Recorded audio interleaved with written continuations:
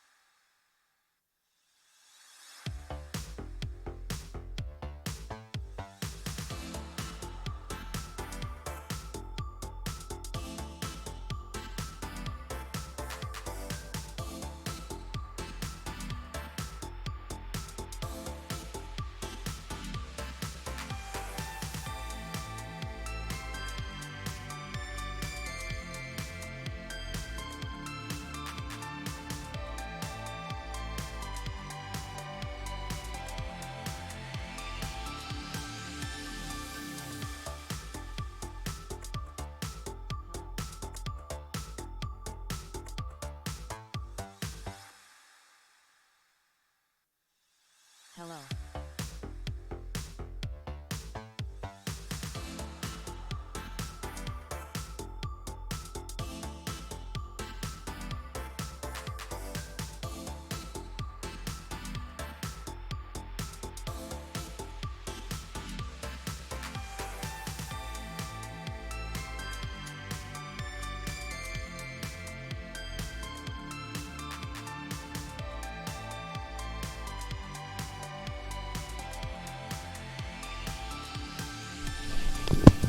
Alright.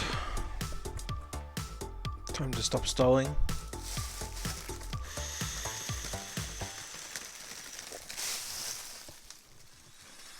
Before everything runs out of battery.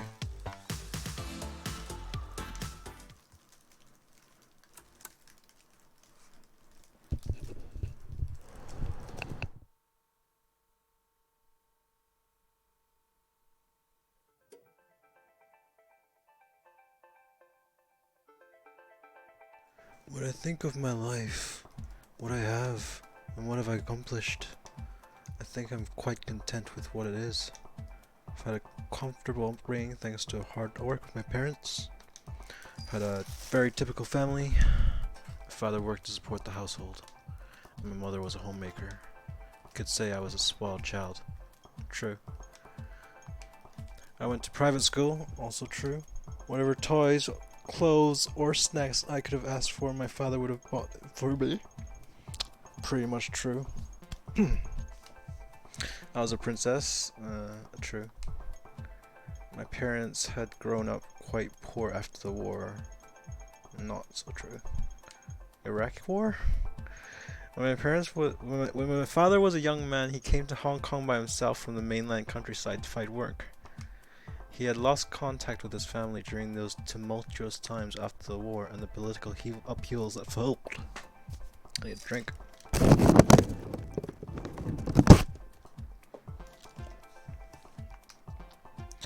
My father had worked his way up from a man doing odd jobs day and night until he eventually became a successful restaurant owner. True? My mother came from a large family, kinda. She wasn't given the opportunity to complete her schooling. True. She had quit school at 14 and worked to support her family. True. She had worked many years as a waitress before meeting my father. True. I suppose the sharp contrast between my upbringing compared to that of my parents was partly their desire to give me a childhood better than theirs. Probably true. And I think it was a good childhood that they gave me. A storybook childhood. When I was in Form 4 of high school, I received tragic news which would change my family forever. I remember it vividly being a sunny, bright blue day in September. I was in good spirits. It was warm and clear outside. Classes had just restarted after summer vacation, and we students were just chattering away during the lunch hour about what we've done during the summer. I was in mid-recital of a well-rehearsed story about my summer trip to Taiwan when my teacher asked me to step out.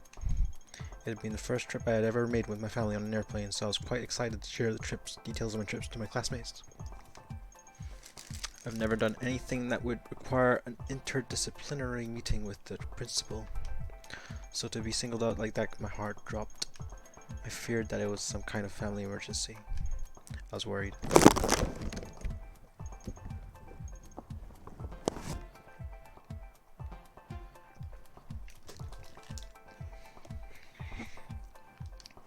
I got up from my desk amidst the stares of my classmates, and I followed my teacher out of the room. I found that it had been my mother who was waiting to meet me in the school hallway. Is that the pedestrian light? It's a pedestrian sound light. It's a cool part of the music. Hearing the stoplights while you're in the MTR. It's kind of weird. She was pale. Her perfectly permed hair was frizzy. I knew that something was wrong, but even then she couldn't exactly tell me what happened. It was my teacher who told me that I was excused from afternoon classes, and that I should accompany my mother to meet my father in a hospital.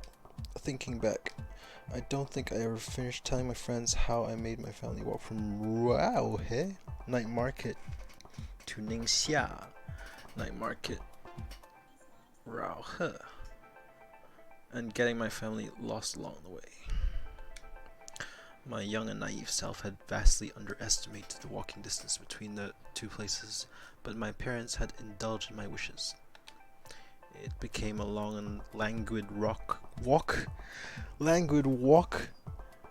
filled with laughter and memorable discoveries, much more than a quick car ride would have ever been. It will be a private memory I'll treasure always in my heart. I left the school with my mother. She called for a cab to take us to the hospital. We sat in silence for the entire duration of the car ride. My mother had always been a tight-lipped person, never saying anything more than necessary. I wanted her to reassure me that everything would be okay, but that would be asking too much from her. My mother was not an emotionally strong person. It was my father who had been a pillar of support in my family. I had such a foreboding feeling in my heart. I remember feeling so nauseous during that car ride. There was so much traffic that day. There was an accident on one of the arterial roads, creating havoc for traffic. It was supposed to be a 10-minute ride, but because of the accident, it became a 60-minute trip. Yeah, that shit happens in Hong Kong. When we arrived at the hospital, my father had already been pronounced dead. Damn, son. If I knew it was going to be like this, I would have gotten out of the car and walked. And we might have been able to see him before he passed away. But who could ever predict these things? I couldn't be too hard on myself on this part. There was not anything that we could have done for my father back then. My father had been in a car accident en route to meet a business partner.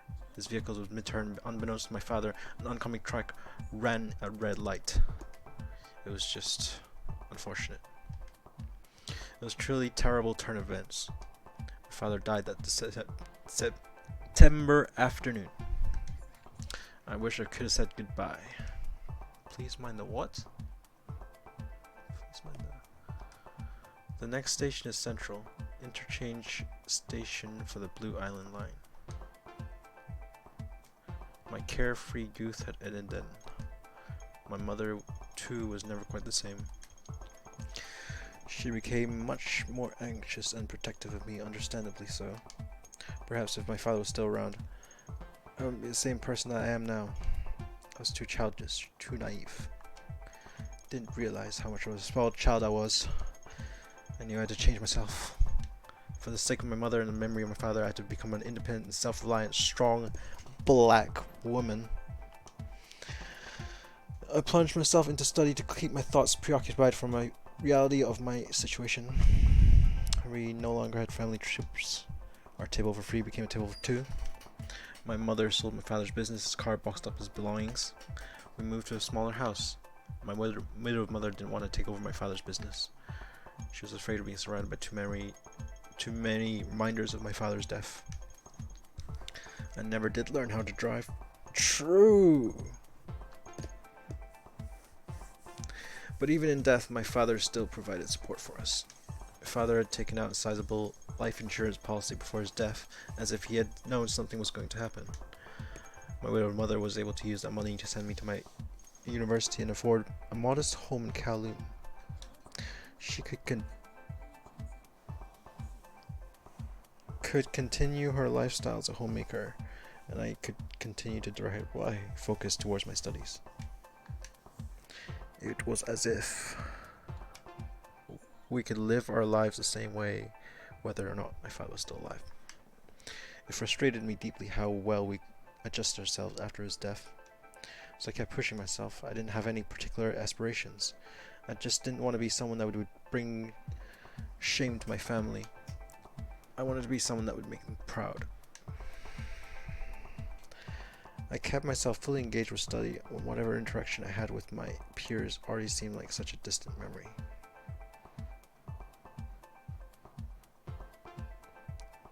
I think that was a Bank of China building, but I'm not sure. Even now, at the age of 23, it feels as if my days of young had long passed. But it was not as if I studied fortuitously without aim or purpose. My efforts were rewarded when my academic standing proved sufficient to land me an esteemed secretarial job in an international publishing firm shortly upon graduation. I was a secretary in title, but not in a normal sense. I answered directly to my supervisor. I handled whatever task she asked of me. It can be challenging work sometimes, but I feel fairly competent at what I do. I thought that now my effort had finally produced something of an achievement. My modest success can be attributed to work ethic that my father had instilled in me. Absolutely not true. He had always put his family first and gave his best effort each day to his work. If my father was in heaven watching over me, I hope he could see this and be proud. My days at the office are like a marathon day after day. Each day will have its own set of challenges. A typical day is as follows. I arrive at work. I note down with complete accuracy the minutes of my morning meeting. Once that's finished, I proceed to schedule appointments for our business clients and our marketing staff. Sooner or later, lunchtime rolls in. I'll have the usual meal of BBQ, pork rice, at the nearby family restaurant. Whether I leave late or early, take out or dine in, the wait in line for the lunch rush is always the same. After a quick break, I'm back on the daily grind of work. I'll continue working on my reports. From here on, the flow of time speeds up. I'll continue receiving calls and letters from clients. I'll take great care to make appropriate correspondence with them all. I can spend several hours at my computer desk without knowing that the sun had already set outside. Day's work will usually finish close to 8 p.m. I'll study up and leave my completed reports on my supervisor's desk for her to review in the morning. It will usually be dark outside when I begin my commute home from work. Oh my god, dude, when do I actually get to play this game? I'll walk back to the station from my office. I pass by hundreds of people in a rush to their destinations. I walk quickly or I'll be pushed back to wait for the later train. As soon as I step onto the train, the flow of time slows to a crawl. The train ride is our reprieve. We have no control over how fast or slow it will take us to our destinations. I rest my eyes on the train. I will have journeyed through the center of the earth and back by the time I need to disembark. On a typical day, I'll arrive home by 9 p.m. My mother will be waiting for me with a hot meal and we'll have our dinner together. After eating, if I am in the mood, perhaps I'll continue reading my book or join my mother watching television. Whenever I choose to do for leisure, fatigue always comes quickly to me. I'll shower and prepare for the next day. Once I place my head on the pillow, it's lights out. I slip into the unconscious world in an instant. The sun rises, and then the next day repeats.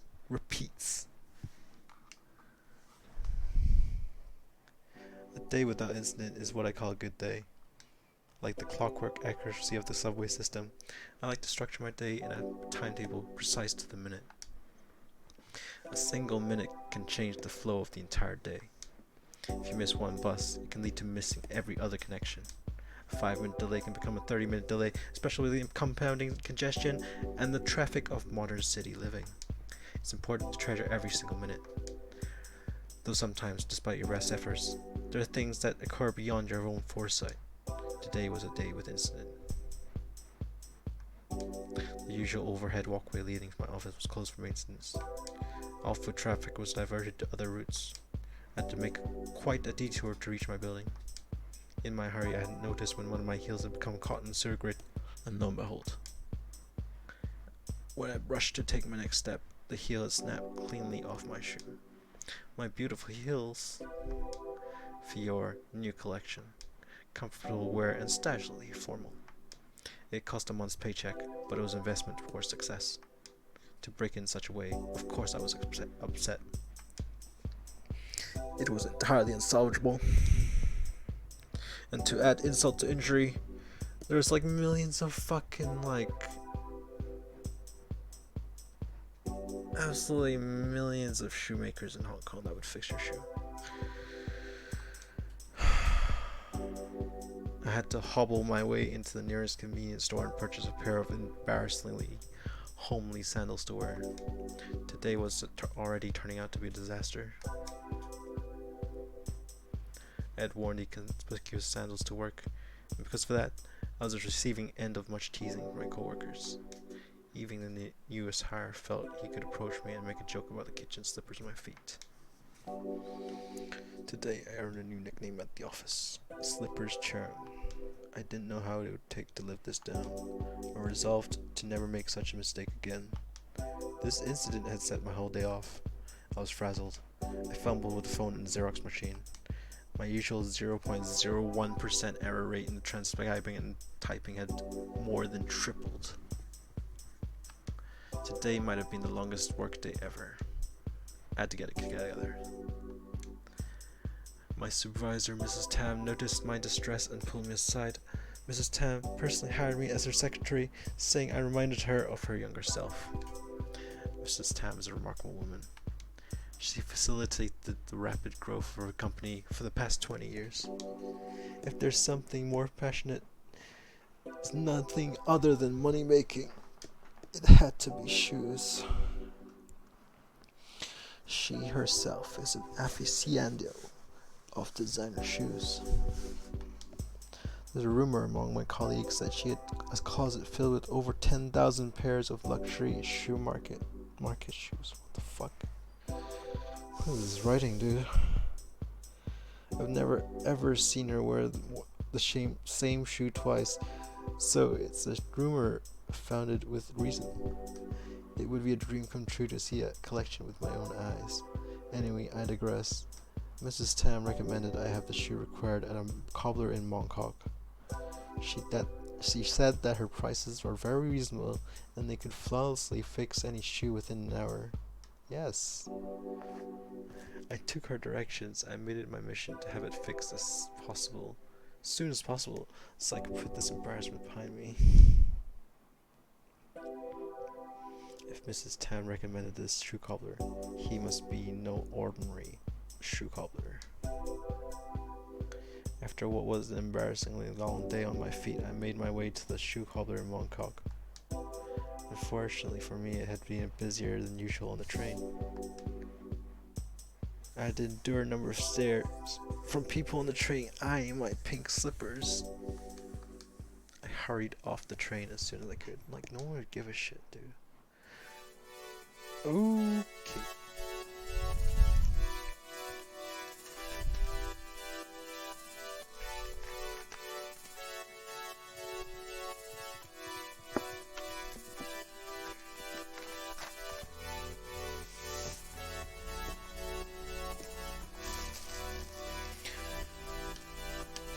I don't normally frequent this area, as I was navigating its busy roads and labyrinth of shops and stalls.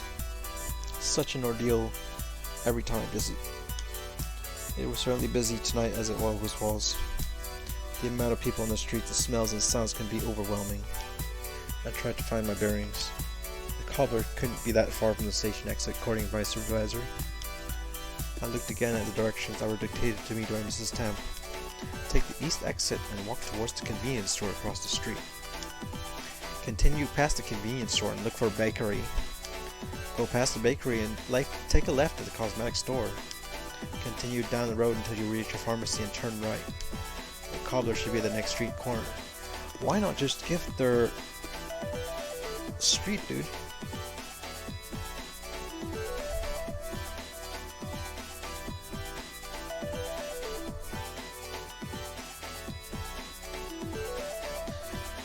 I scratched my head. The landmarks indicated certainly would apply to any other place. With some effort, I was able to find the shoe cobbler in a back alley a bit away from the main thoroughfare. A small store tucked in the street corner.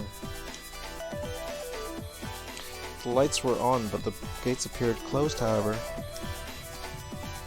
I thought Mrs. Tam said it was open till late. Was that me? Shoulder pads. All the time it took me to find this place.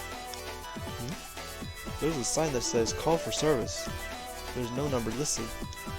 There's no buzzer either. Am I supposed to just yell? Well, I've come this far. Oh my god, this music is a bit too loud.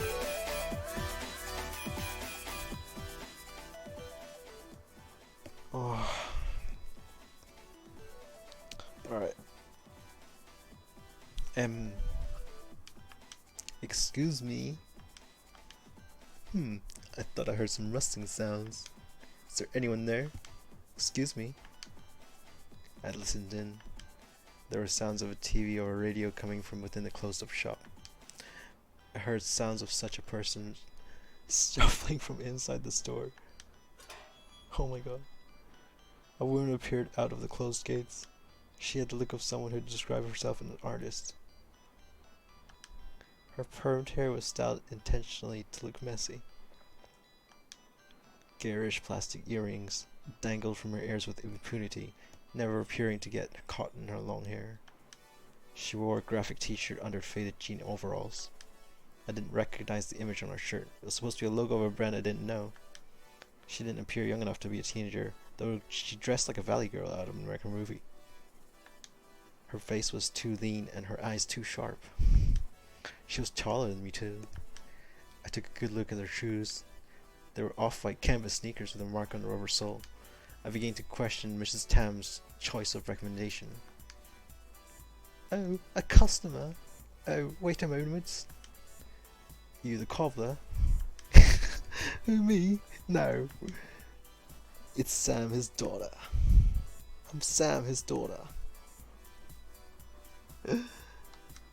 Oh. We were just watching replays of a World Cup game. Sorry to disturb you. Not at all. What brings you here? Broken shoe? Or is that broken heart? I offer consultations for both. Huh? The woman winked at me. I was confused. Was I at the right place? I was about to excuse myself when a man came out of the half-open store.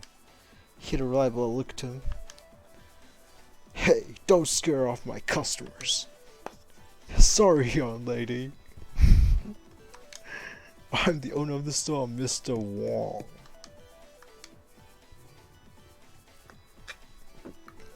My daughter is quite naughty and likes to talk nonsense. Don't mind her. I see. Are you dropping your shoes off in your bag to be fixed?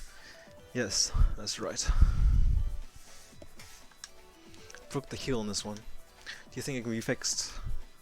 Oh, what nice shoe. It must be so expensive. Yes. It's such a shame to throw it out. Let me see. Yes. It's such a shame to throw it out. Let me see. Wait. Oh, this'll be an easy fix. I can make it as good as new. I'll have it done now in an hour. Really? Then I'll leave them with you. Thank you very much. That's my master cobbler of a father for you. Wong Gaiyan, you go to your store already.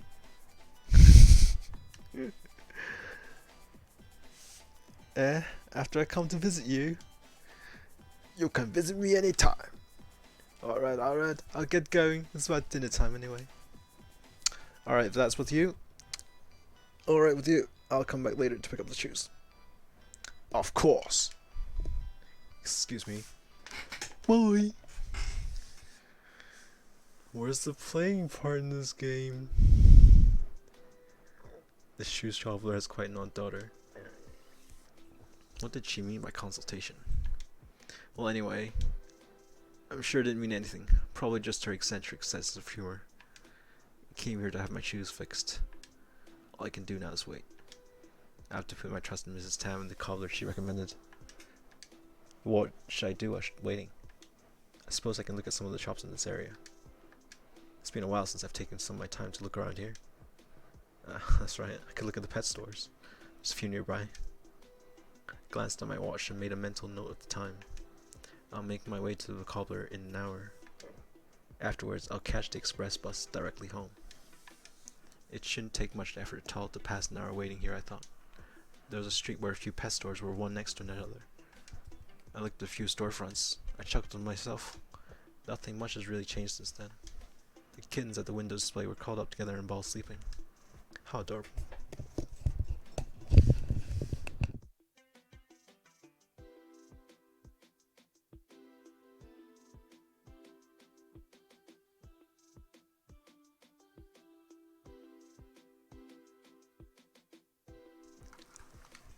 And the puppies?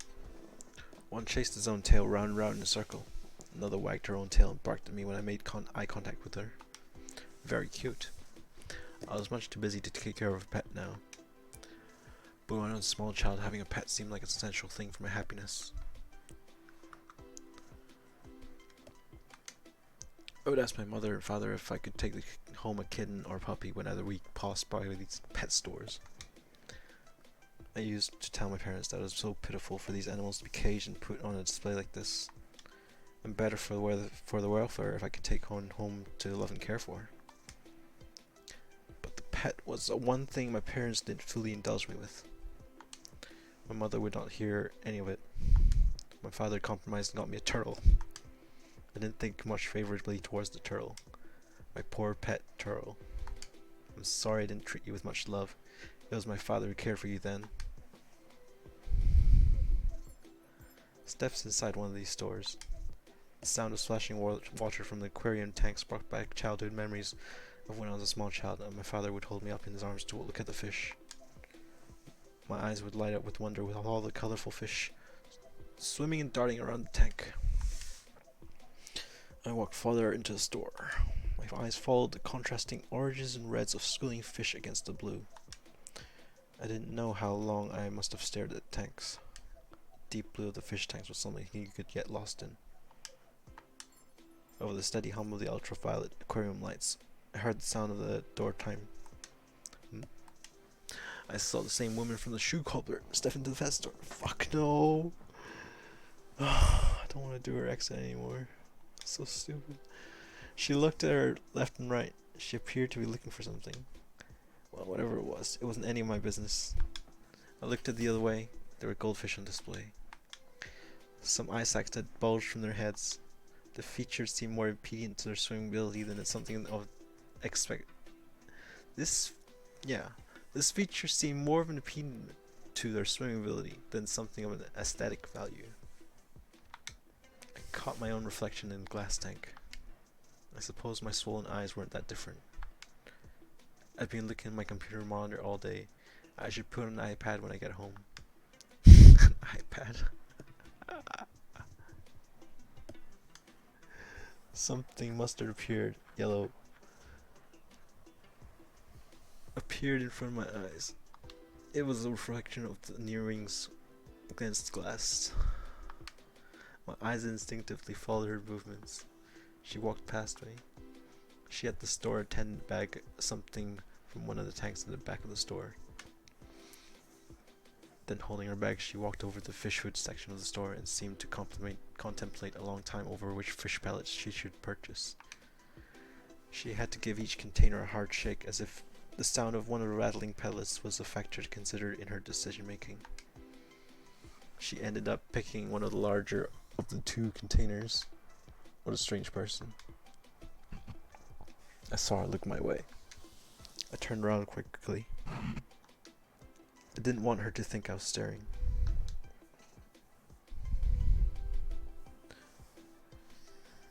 Damn, son, are you not staring? I mean, this scene isn't gonna change. Oh, am I supposed to do something?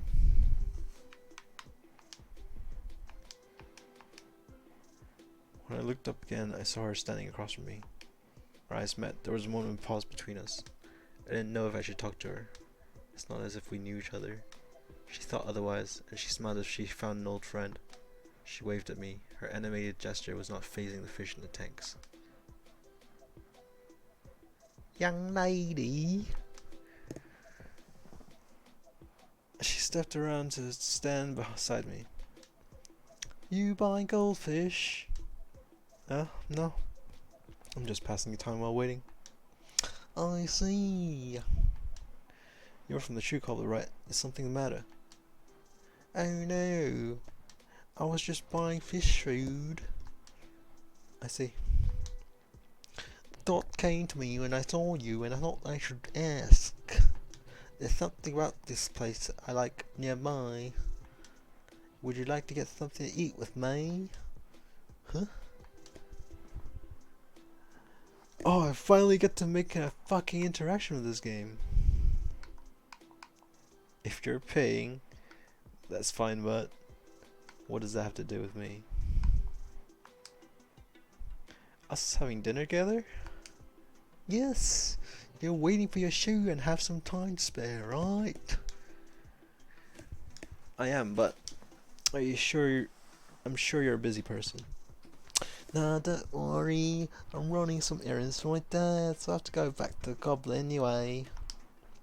She had a bag of something fishy. What pet food had to do with the cobbler, I did not know. I was just getting them takeout, but you know, food is always better dining and shared. Right. When you're alone, they always sit at a big table with other strangers anyway. I'm a stranger too, though. So if you don't mind, would you like to eat together? Don't really want to be a bother to you. No, I insist. By the time we finish eating, your shoes will be ready too. Is this a technique for the squirrel to swindle me? If you want something else, that's okay too. There's a lot of food stalls around here, I can show you the good ones. It's fine, you don't have to. Alright then, it's settled, let's go to the restaurant. Just like that. She linked my arms with her and she led me to a diner across the road. I tried to decline her politely, but I could not utter a strong enough reason to avoid her. It was Ford and Kuthar to push me around like that, but as hard as I say something about her to her about it.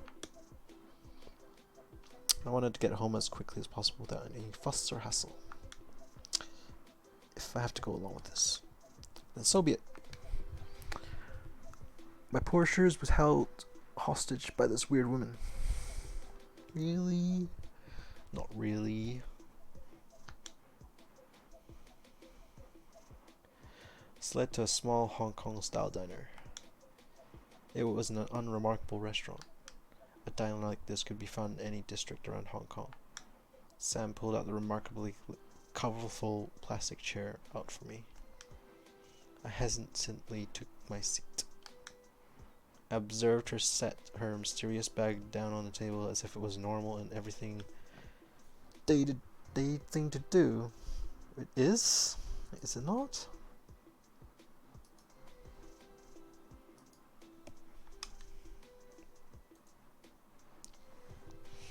She handed me a menu that she grabbed from the next table over.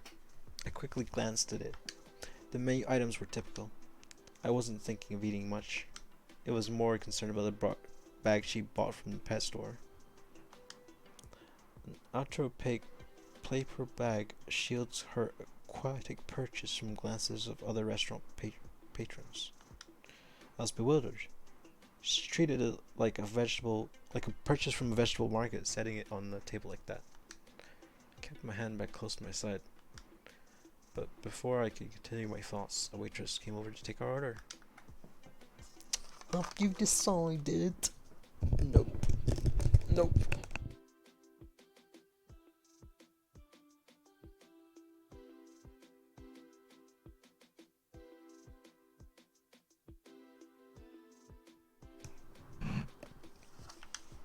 Order as you please.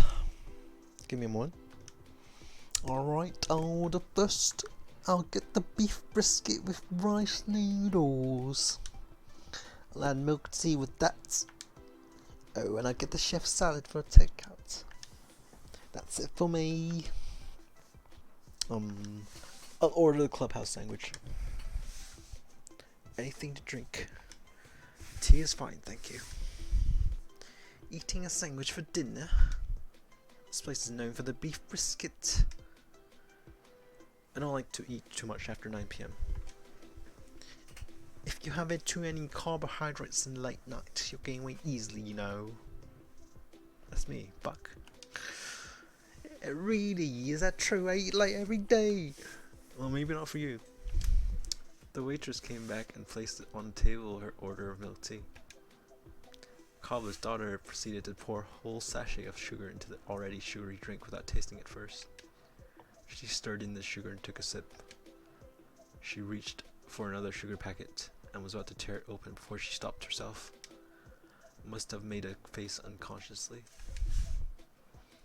I think it's fine as long as you eat in moderation. You should eat more, in fact. You want some of my brisket? No, thank you. Coronavirus. I'm not that hungry. Do you work in an office? Those heels you dropped off were really impressive. Yes. I work in a small publishing company as a secretary. I don't think it's small. An OL! Well, anyone would have figured your seat really gives it away. It's not as if being an OL is something to hide. Absolutely. It's too bad your shoe broke. Your sandals right now really don't match your getup. Yeah. Are you making fun of me? Nah, I just think it's really interesting. Noel wearing bright pink kitchen slippers to work. How refreshingly empowering. Empowering? What do you mean by that? Like someone who can command the attention of the whole room. It was an accident that I broke my heels on my way to work. Those slippers were just a replacement. Please don't try to categorize me as something based on one thing. Well, you still went around town with them. That's gutsy. I picked out something less conspicuous to wear instead. It's not as if I had time to find something else to wear. Alright, let's leave it at that. Say, do you have an aquarium? Huh? You were looking at goldfish earlier? No, I just like looking at animals. I see. It's cute. Cute. Can I ask you then, are you a cat person or a dog person?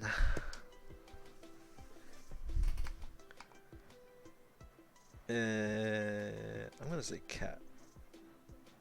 Because I kind of like both. Kind of like cats more. Cat. I see. Why do you ask? It's nothing really, I just wanted to make light conversation. I see. Do you keep any pets? I saw you bought fish food. I don't, the fish food's for my dad. Well, not for him, for fish. For his fish. For his fish. Oh. How about yourself? In the corner of my eye, I saw the bag that she had put on the table was just about to fall over. I heard a rustling noise. I wasn't sure what was in her bag, but whatever it was alive and trying to escape. She caught it before it fell off the dining table. She placed the bag again on the table, this time tucking it between the container of the chili oil and the salt and pepper shakers. No. I see. Well, I kept a pet turtle before. It was more of my father's pet turtle. I didn't really care for it. That's a guy. You know, my dad really loves his pet fish. I bought extra food for the fish. You take some for her turtle. She motioned to take out the bag for all to see in the restaurant. Wait, please save it for yourself. I don't have the turtle anymore. I know, I'm sorry, the poor turtle. Well, I'm not sure what happened to it. It ran away, the pet turtle? No. We let me go in the pond where my family moved. A public pond? Well, a lot of things happened at the time. We haven't introduced each other yet. My family name is Wong. My given name is Yayan. You can call me Sam though. I have a small video store just around the corner here. Really, that's interesting. The shop is called Diamond Videos. It's a humble little store, but I have all sorts of movies if you're interested in a recommendation. What's your name? Jung Fongha. My English name is Michelle. Michelle Fongha Chung. What a powerful name. Please don't say my name out loud like that. Sounds like a Peking opera stage name. I wish my mother gave me more of a cheerful name like yours. I think it's a beautiful, disgraceful name that your father has given you. When I was in school, there were 5 other Kayans in my class. It was terribly confusing. Really? That must have been troublesome. Right. So what made you choose the name? What made you choose Michelle as your English name? A lot of people I've picked a name phonetically similar to the Chinese name. This is such a weird conversation. It was my father who suggested that name to me. He said it was from an English song. I thought it sounded nice. Oh, isn't that from a famous song? I might have the record somewhere. Really? I don't really listen to much Western music. It's alright. What music do you listen to then? I like artists like Tsai Chin and Teresa Teng. Never heard of these. I see. So do you like Mandarin folk? That's interesting. I can see why you like it. I like singers who express a lot of emotions in their songs, not just in Mandarin. I also like Anita Mui. That's so. I love Anita Mui. Her fashion and singing is top notch, isn't it? Yeah, it is. I've been following her since she won the New Talent competition. I admire how hard she works. Right, she's an inspirational artist. Do you have a cassette player? I do. Would you like to listen to this mix I got? I got Anita Mui and other artists that I like on this. Sam showed me a cassette tape she had in her pocket. She had one of those portable cassette players clipped to her jeans. On the cassette label was a handwritten playlist. When I see you again. I can't read Chinese, dude. That sucks dick. Ying something something something something something. Fun. Yeah, I can't read the Chinese.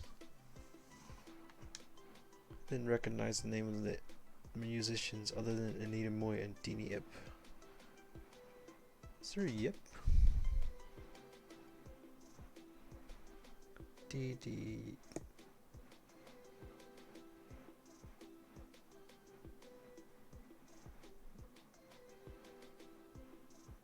I guess that's probably the first Chinese letter is probably Anita Mui.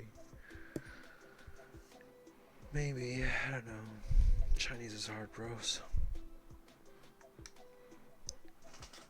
I saw she had the names of English artists written down, but I didn't know who they were. It's alright. No, I have a bunch of these. I used to work in a record store some time ago, so I made them when the day was slow. It's fine, you don't need to. Aww. I'll look into it later.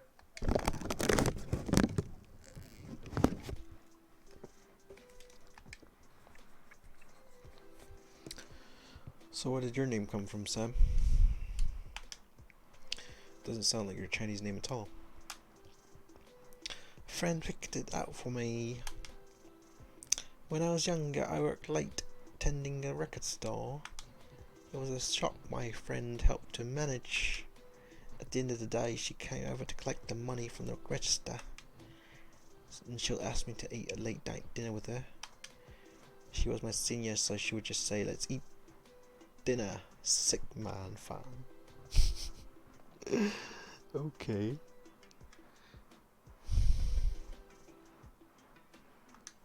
She said every time she saw me in the evening, she stopped addressing me by my Chinese name. She said it every time.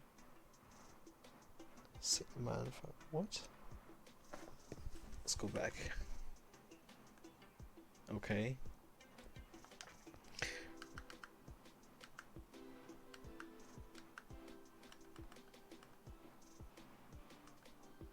She said it every time she saw me in the evening. She said it every time she saw me in the evening. She said it every time she saw me in the evening that she stopped addressing me by my Chinese name. She greeted me with that phrase. So one day Ah, okay. That's where it goes. So one day she got the bright idea of calling me Samantha. It's like Samantha, Samantha, isn't it? She worked at a popular record store then. Sometimes English speakers would come in looking for certain records. A friend said it was better to have an English name. It makes it easier for business. So that's how the name Samantha stuck. I didn't like it at first. In fact, I felt like my friend was ridiculing me with that name. I adopted it to Sam. Before I knew it, everyone started calling me by that. I grew to like it. I see, that's an interesting story. Samantha. It's hard to say. That's why I don't mind people shortening it to just Sam. Easier to say and easier to spell. More personal too. I see. You're not eating your salad? I don't really like fruit salad when it's too creamy. Don't waste it then. You should have gotten your sandwich with fries instead. I didn't know it would be this kind. What she means is the potato salad with the mayo everywhere. Probably. It's always these kind of salad at these restaurants. Anyway, I'll eat it if you don't want it. They'll just trash it if you don't finish it. There's a lot of people starving in the world. Alright. If you really insist. Thank you, I helped myself. You're really eating it. What's that? You laughing at me? I think you're just pretty interesting. We just met and now you're finishing my meal. Well, I think if you live your life with too many reservations, you miss out on all the fun. You'll end up getting constipated too. Just from not having the salad. Or maybe if you don't always eat salad. It's not like I don't eat any salad. Okay, give it back, I'll have some too. Now you're laughing at me. You're too funny. That's what I should be saying to you. We continued talking about this and that after finishing the meal. So now the writer just goes like, I'm out of ideas. Sam had an interesting perspective on things, I have to admit. I suppose it wasn't bad to pass time with a company like this. Shall we head back? Your shoe should be fixed by now. Already? Okay, let's get the bill. I already got it. When? When you were in the washroom earlier. That's not fair. Here, take this. No, I asked you to dinner and ate most of your food. I had to get the tick off my dad anyway. Still. What did I say about having no reservations? Alright then, next time is on me, okay? Okay, let's have sukiyaki next time. Sukiyaki? That's not fair.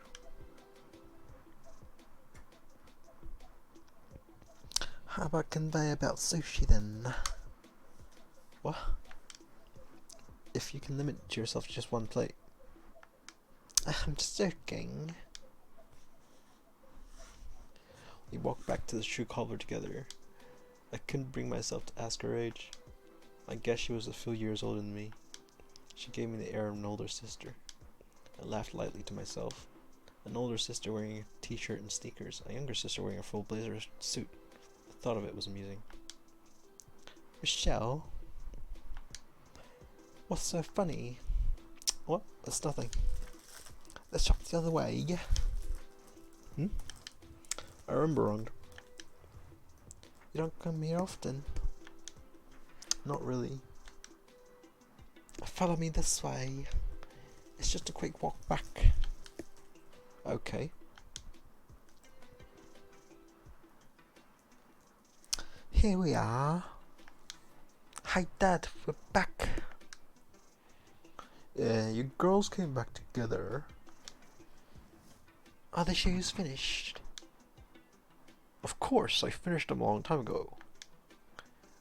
As expected from the Grandmaster. Don't call me that. Oh, here's your fish food and your dinner. Don't get the bags mixed up. I won't, thanks. There's only one box. Did you eat already? I already ate with Shell. Huh, with her? Thanks, sir. Here's the payment. I'll come by again next time if you need another... If I need another repair. No need to be so... Fuck, wrong voice. No need to be so polite. Come by any time. I gave Mr. Wong the payment for his service in exchange for my repaired shoes. Finally, my ordeal is over. I should head out. Alright. I'll be going home. It's gotten quite late now. My bad for keeping you this long. I appreciate keeping our company. No, I should thank you. Thanks for taking care of me today. My pleasure. You taking the subway? I can walk you to the station entrance. No, it's fine. I decided to take a taxi instead. Okay. I already see one coming down this way. I'll have you flag it down. Sam raised her head, and a passing taxi immediately pulled over to the side for her. She opened the passenger seat door for me. Thanks. Michelle, it was nice meeting you. I enjoyed talking with you. Me too. Sam seemed to wait for my response. I looked away. I felt an anticipatory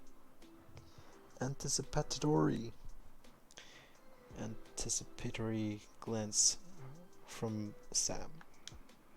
Something about the way she looked at me made my heart pound. I didn't know why it made me feel this way. I never felt such a feeling before anyone. Taxi's loud radio filled the void of silence between us. I should say something to her at least. I'll visit your store. And we can talk more next time. Michelle? Yes, I look forward to it. Sam. Just wanted to say something more before I could speak. The taxi driver laid his horn. Let's not keep the taxi driver waiting. I hope to see you again next time. Bye bye. I got in the car. Sam closed the door. The taxi sped off away into the night. In a few turns, the car had left Mongkok. I forgot to say goodbye to her.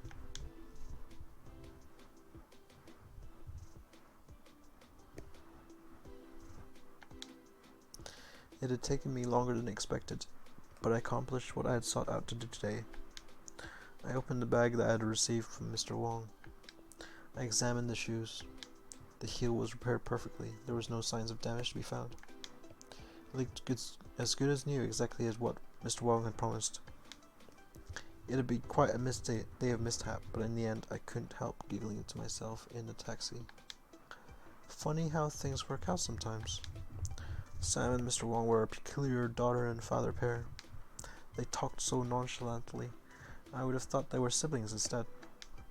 I guess some families were like that. They're certainly an interesting people. Especially the girl, Sam. Sometimes inconveniences can lead to memorable moments beyond what could ever be expected. I hadn't let myself go with the flow of things for so long that I had almost forgotten this feeling. It was nice sometimes. I met someone new tonight. A shoe cobbler's daughter. Video store owner in Mongkok. I wondered if our paths would cross like it did again. Taxi made a turn off the bypass. I'd be home in a few moments. I could put my feet up and indulge myself in a good novel.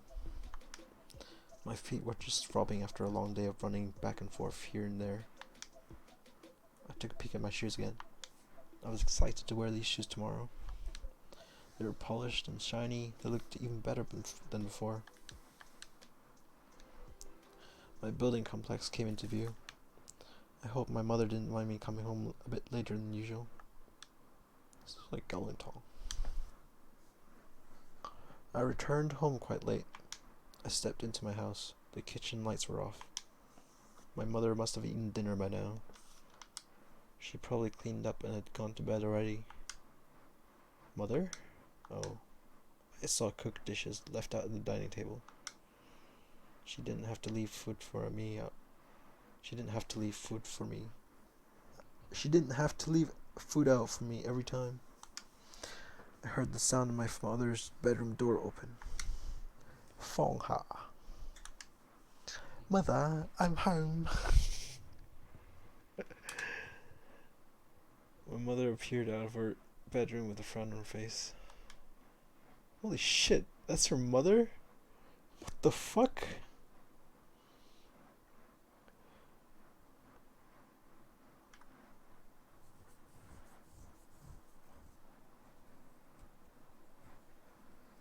Where's the music? I guess there's no music in a darkened place.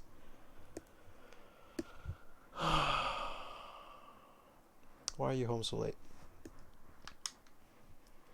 You should have called me. I was worried. I'm sorry. I'd broken the heel of my shoe and I went to get it fixed after work. I didn't think it would take as long as it did to get repaired. Did you eat yet? Yes, I had something while waiting. Then remember to call me next time. All this food I made for you is cold. I'm sorry. Don't be out so late again. If you need to run an errand, have it done during the day. The streets are dangerous for a young woman like you. Yes, mother. I understand. I'm so tired now after waiting up with worry. Pack up the food for me. I'm going to sleep now. Okay. I'm sorry to have made you worry. My mother walked back into her bedroom as quietly as she came. I packed up the food she had left for me as silently as I could. I'd forgotten about my mother. It was my habit to call her if something came up at work for me to come home so late. If I forget to let her know, she would wait up all night worrying over me. It was my fault to provoke such a feeling. Seeing her leave out a meal for me in the kitchen table made my heart swell with guilt. Whatever energy I had earlier had all but left me now. I was all wrung out. I should finish cleaning the dishes and watch up. I have another day at work tomorrow. The girl Sam. Must be so nice to be so carefree like that.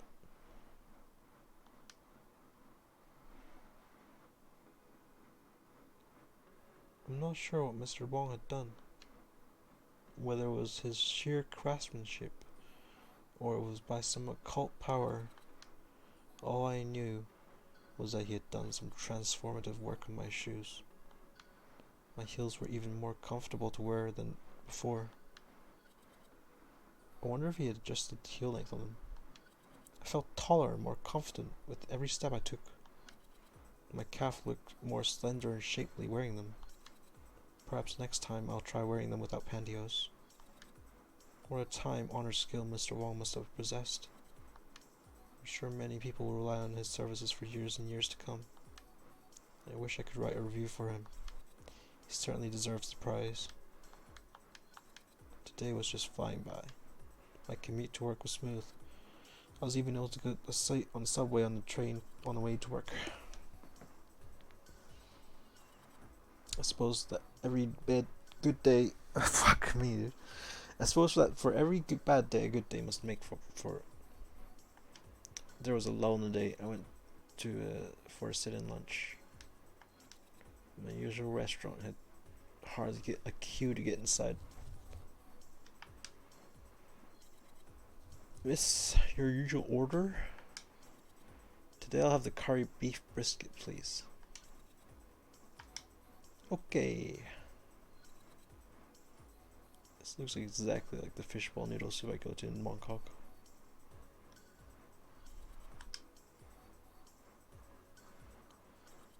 It was a wonderfully seamless day. I was thinking I could leave work early. Hey. Yes. You're leaving already.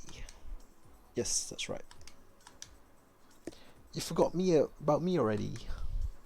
You're the new hire in the accounting department? Johnny?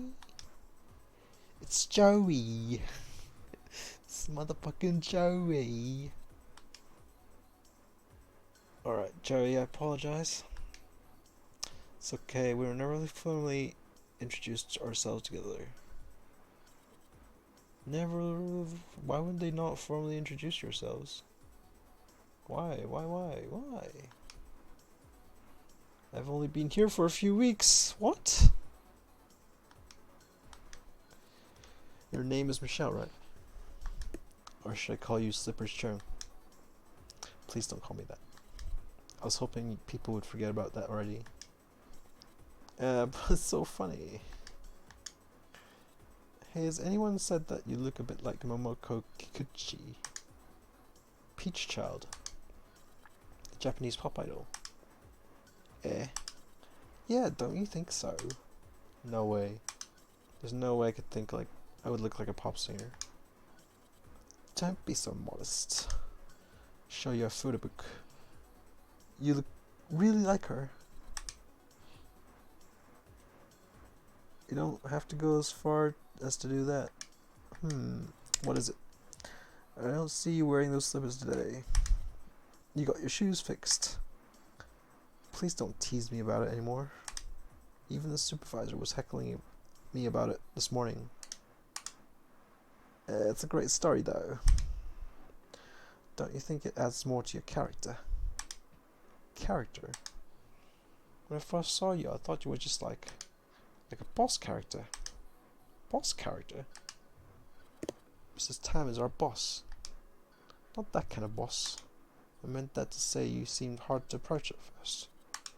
So for you to come into work like with a place like that, it's a bit like a weakness. I mean it as a compliment. I don't quite understand, but I appreciate your compliment. Yeah. You're heading home now? Yes, I was just about to go. Oh, me too. You take the Chunwan line, right? I'll go with you. Okay.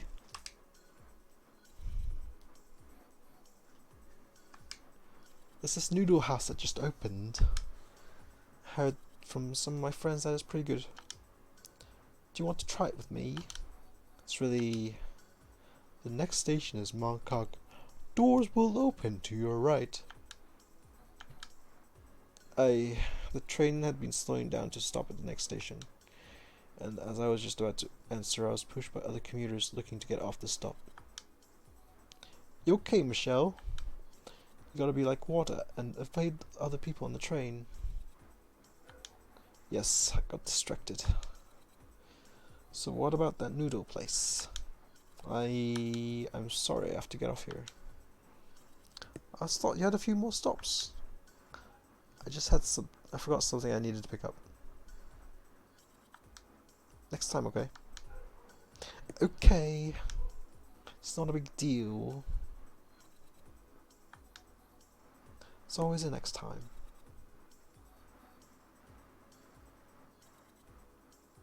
Is my game frozen the entire time, dude? What's up with that shit?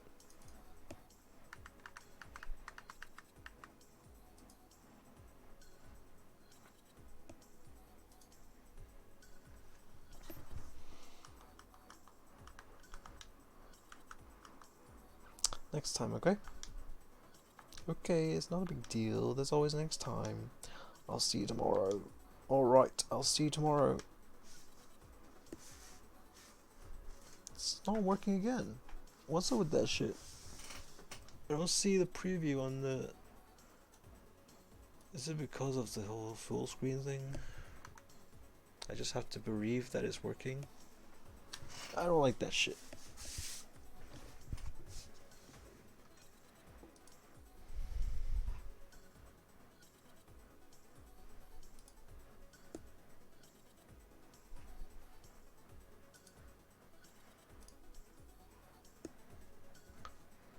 Okay, now the window's smaller, which is kind of awkward. Enlarge.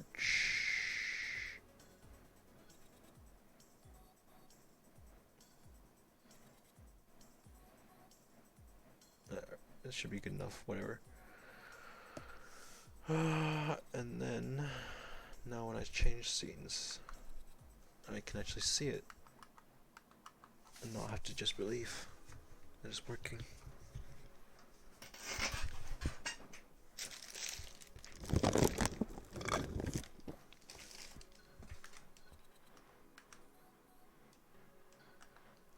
I'm not sure why I made up such an excuse to get away from him.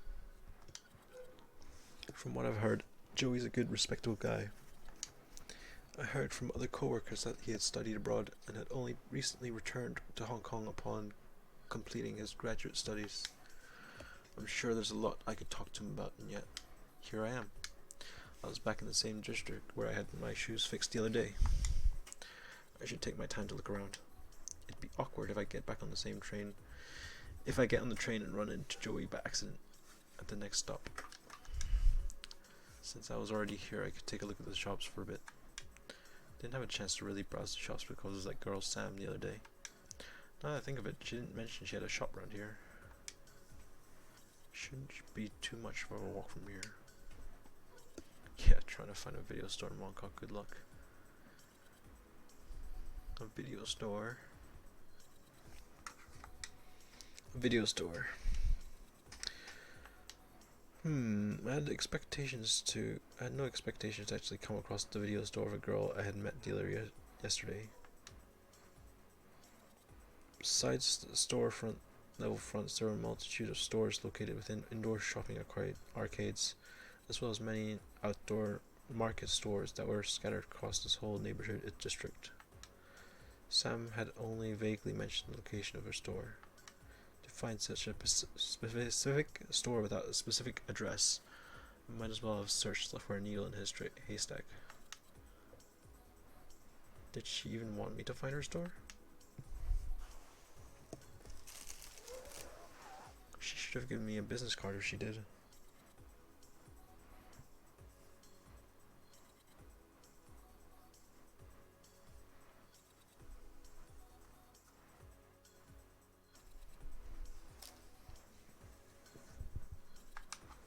Diamond Videos.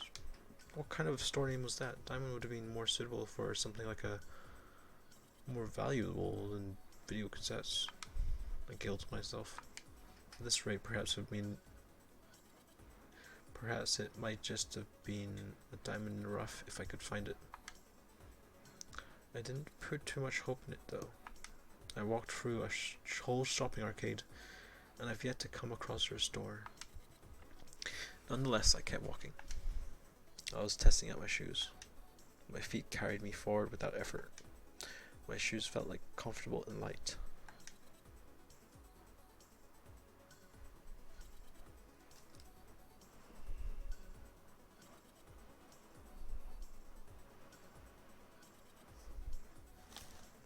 It was satisfying to hear the sound of a heel hitting hard on the pavement. Passed by a few electronic stores. I saw from the window that they had an assortment of televisions and stereo devices for sale. I did not see any other stores having home videos. Perhaps my father would have known better than where to find a video store like this. If he was alive, I'm sure he would be coming to this neighborhood so regularly to look at the stereo devices on display. He had always liked to tinker with the sound system. In the past, I would have asked him to bring me along with him on his free weekends, and I would take a look at the new records in the shop nearby. My mother would have also come along to look for Chinese opera records. That was many years ago. Things changed fast around here. I could hardly recognize any of the stores now. I had walked a few blocks and reached the end of the street. I looked left and right. It seemed like there weren't a lot of stores ahead of. I looked up. There was a throbbing neon sign above me. It might just be.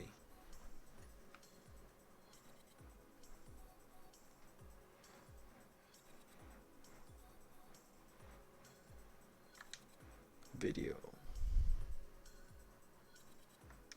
Adult video. I craned my head to do a double take. I saw that there was a massage parlor in the unit above. A CD movie theater was in the building beside it. My left eye twitched.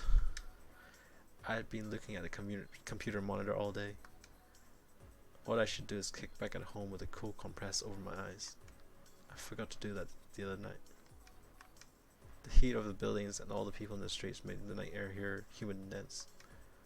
I felt a bit uncomfortable, like there was something heavy.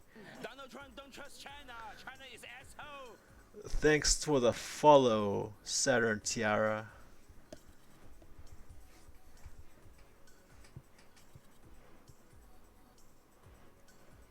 I felt a bit uncomfortable, like there was something heavy wrapping itself around me.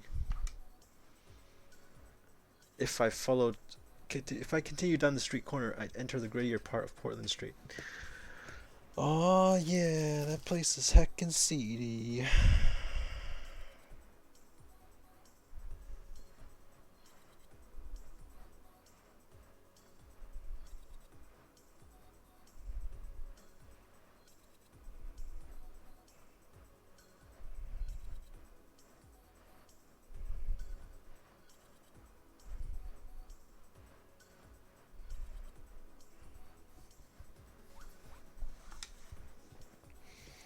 Should I try another street? I peered ahead and saw a street sign asking office ladies to be wary of pickpockets. Huh, perhaps not. Glanced at my wristwatch, it was getting late. It was about time I called it quits and headed home. I clicked my heels together 3 times and chuckled myself. There's no place like home. As I was turning around, I felt the shadow of someone walk past me.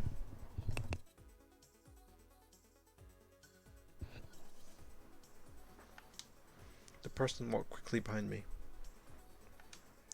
It wasn't anything, but it felt suspicious. I tried to catch a glimpse of a person before they got away. In the corner of my eye, I saw that it was a young woman in a long robe dress. It was much like a Cantonese opera stage costume. She had long and wavy hair. I vaguely recalled seeing Sam. It was the first thought that came into my mind.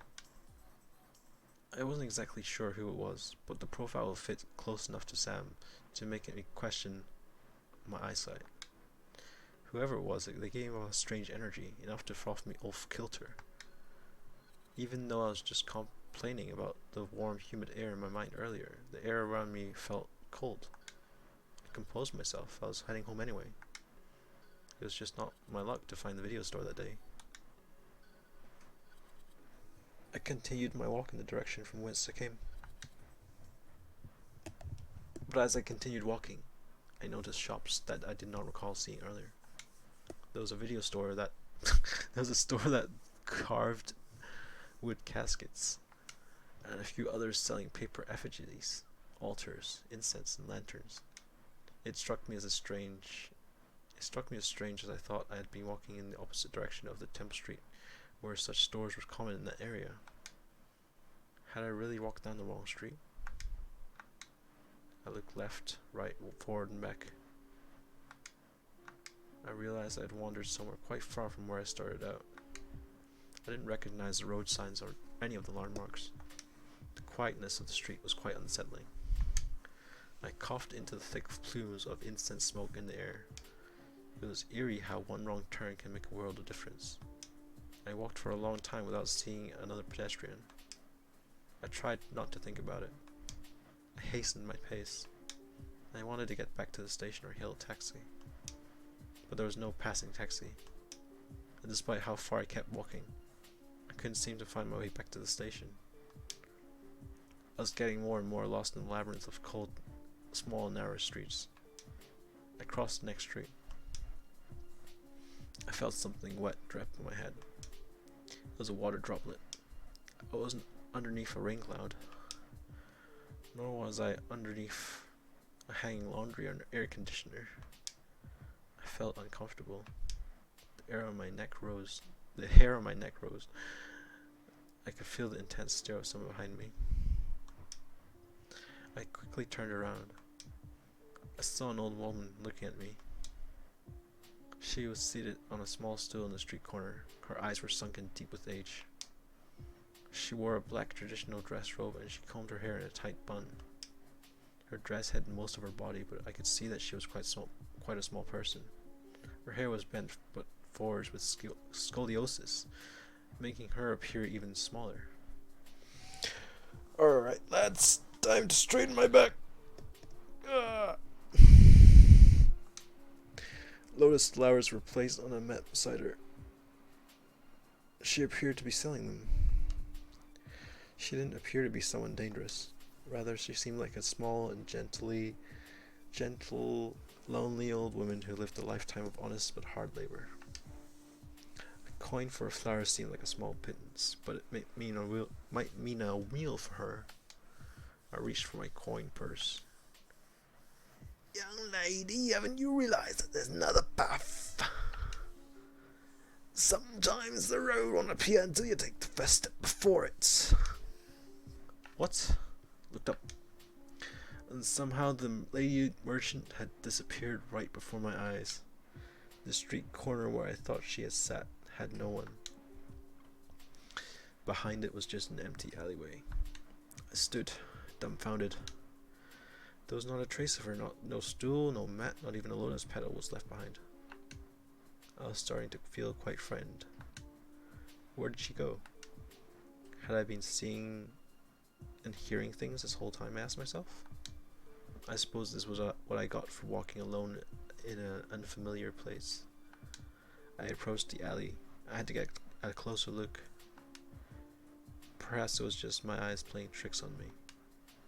My heart started racing as I cautiously approached the alley, and I peered in, thinking, praying, that it wasn't all a malicious ploy by someone out to get me. But rest assured, there was not a soul. I suppose the old lady packed up her things and left. I looked through the old alleyway again. I saw in the distance a familiar blinking sign. I realized I could cut through the alley to where I was earlier. I took my chances. I didn't think too much. A small dark alley has its dangers, but at this moment I was more afraid of being stuck in some unfamiliar place. I hated the feeling of being lost. I hightailed it through the alley. And as soon as I stepped out of it, I felt the air pressure immediately change. The street was bustling with human activity. It was warm and humid. I didn't mind it as much this time. It was comforting to hear the sounds and chatter of people going about their business. I was back to where I started, before everything strange started happening. Ironically enough, it was the blinking adult video sign that signaled me back to this place. I was about to head out, this time in the correct direction, when I heard the muffled sounds of someone calling my name.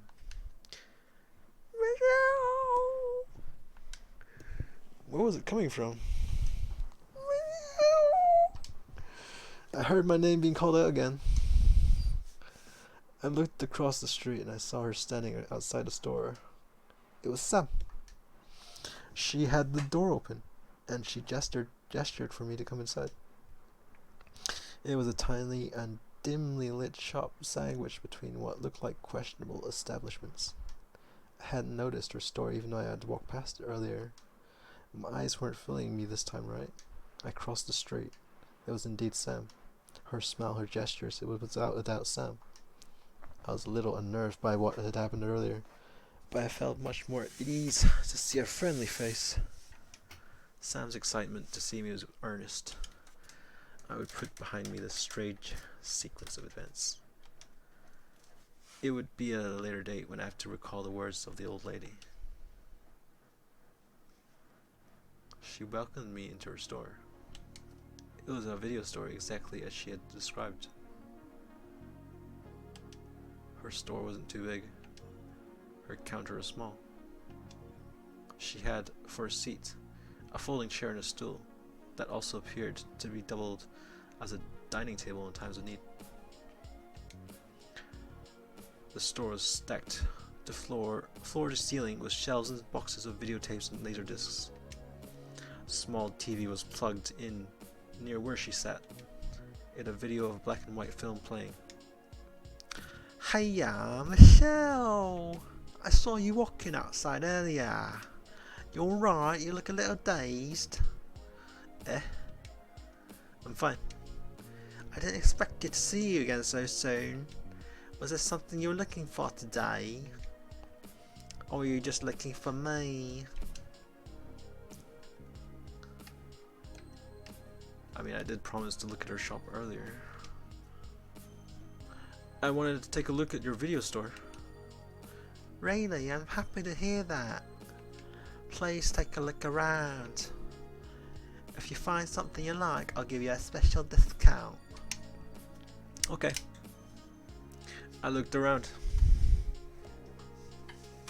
And I'm gonna take a break.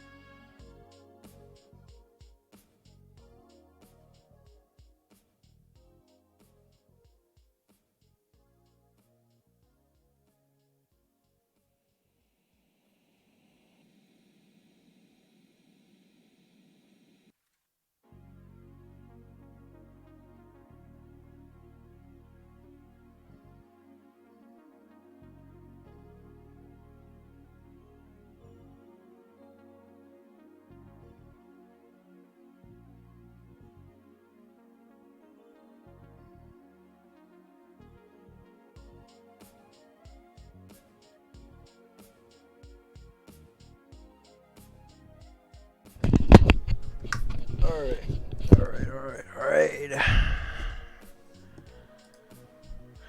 She had the typical assortment of contemporary American and Asian films, television dramas, karaoke discs, and direct-to-home videos.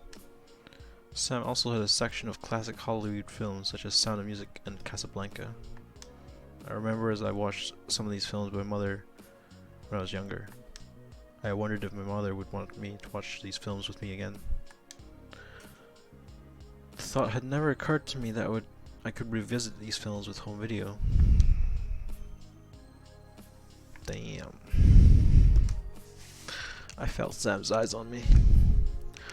She acted as she was flipping through her ledger, but she definitely was looking at me. She had a slight grin on the corner of her lips. I didn't like being stared at. I picked up a tape off the shelf and read the back cover. I didn't have any particular movie I wanted to watch, but I didn't want Sam to think I just came over just to loiter. I wasn't much of a moviegoer. The last time I watched a movie in theaters must have been 2 years ago. I preferred to instead read a book from the comfort of my home. I liked being able to follow along something at my own pace. It's not that I dislike movies. I just want to be able to feel something, anything, out of my own thoughts and volition. I don't like being forced to feel a certain way because of some graphic images on the screen. I wondered what about a film that made Sam get into this kind of business. I put the tape back down.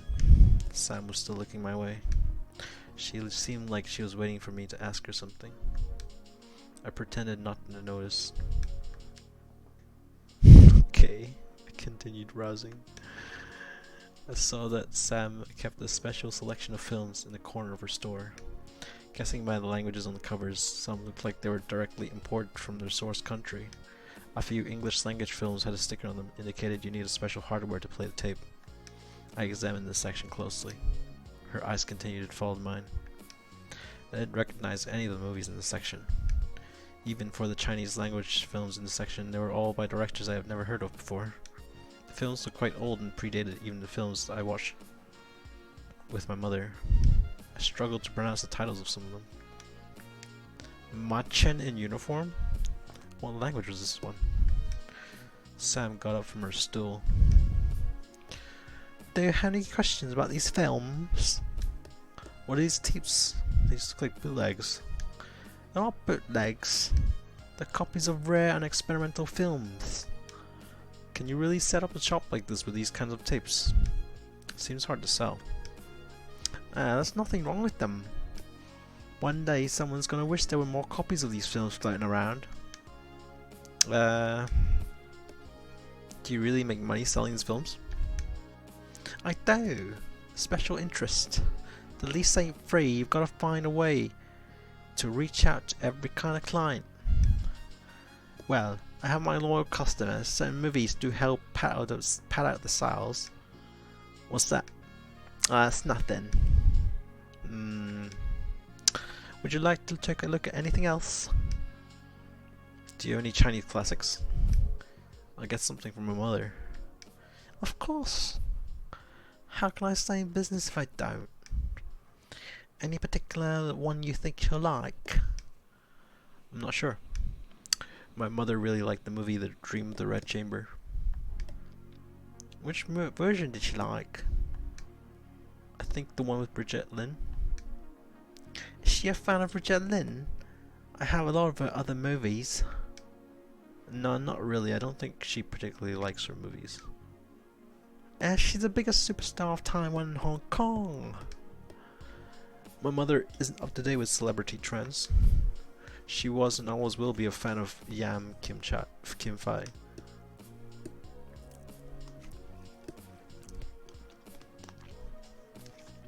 She loves Cantonese opera. Perhaps she might like a recording of one of her films. Oh. Yam is quite a popular figure, isn't she? My mother was a fan too. Has she watched The Purple Hairpin? Definitely. I'm sure she'll watch it again though. I'll get a copy. Okay. This version of it is good. The The sound is in stereo quality. Thanks. How about it for yourself? Is there anything you're looking for? Just name it and I can find it for you. I'm not sure. I don't have a particular one I'm looking for right now. What kind of movies do you like?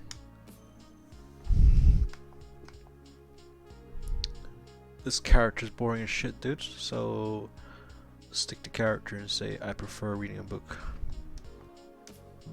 I prefer reading a book. I don't really watch a lot of movies. I prefer reading a book instead. Is that so? Can you tell me why? Well, sometimes I feel more moved if I could imagine something for myself instead of watching it on the screen. My Michelle, you're quite a dreamy girl. I wouldn't say that. I just like to be quiet with my own thoughts. Michelle? What kind of movies do you like, Sam? What made you want to run a video store? As long as I can remember, I've been watching movies. I like every kind of film. Comedy, action, romance, drama. I can watch anything. What I like about a film is watching the actors and actresses bring the story to life, along with the film set, cinematography, sound direction. Sometimes it all comes together to create a picture so vivid and beautiful that leaves a lasting impression on me. The films I like are the ones I never forget. You just want to go back and watch them so you can think about them again. That's what makes home videos so wonderful to me. I see. My heart ached as hearing Sam's words. Ah, have you seen this movie? Sam pointed to her tiny television screen. It was a black and white Chinese silent film. It was made quite before my time. I didn't recognize any of the actors. Nah, what is it? Sun Mun. Is that Mun or Lo? I think that's probably a Lo. The English says new woman, so Sun Lo something. Sun Lo sang, Sun Lo sing, Sun Lo sang. Sam showed me the tape. This film is one of Running Yu's strongest performances. No woman. Running Yu. I don't think I've ever heard of her. She also went by the English name Lily Yuen. She was a silent film star in Shanghai during the 1930s. Ran was one of Cantonese origins. Her Cantonese accent notwithstanding, her success as an actress would before the advent of sound in Chinese cinema. You can see in her films she was talented in portraying a variety of characters with a high level of emotional depth. I won't tell you too much about her until after you finish the film, but I have to say this film carries a lot more weight once you know more what happened. I see, that's interesting. How did you come across her films? I'm sure even my mother wouldn't know about them. I had a little bit about films before from people old enough to be alive during their time. It was only recently that her films were taken out of archives, so I had my chance to finally watch them for myself. Ah, you can watch it here, it's not that long. Yeah, have a seat, I'll rewind to the beginning. Huh? It's alright. I'll get a copy. Okay, I'll give you 20% off. 20% only. Can I buy one, get one? I'd love to, but I'll be fair to every customer. I'll discount you more if you're a returning customer. I also do rentals. Is that really fair then? Alright, here. Thank you. What's this movie about then? Well, it's about an educated woman played by Ruan, and what she has to do is survive in the society of the time. It's quite a brave film considering its time of release. The last scene always gives me chills. It's hard to describe the film, you just have to watch it and see. Tell me what you think after you've finished it. Okay. I hope you like it. I've been taking up a lot of your time. I shouldn't be keeping you from your work any longer. I should get going. Ah, Are you busy tonight?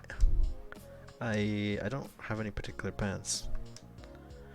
Would you like to come with me to a show? A show? It's at this pub near the station here. I know the owner quite well and she puts on a special event every month. A pub? What about your shop?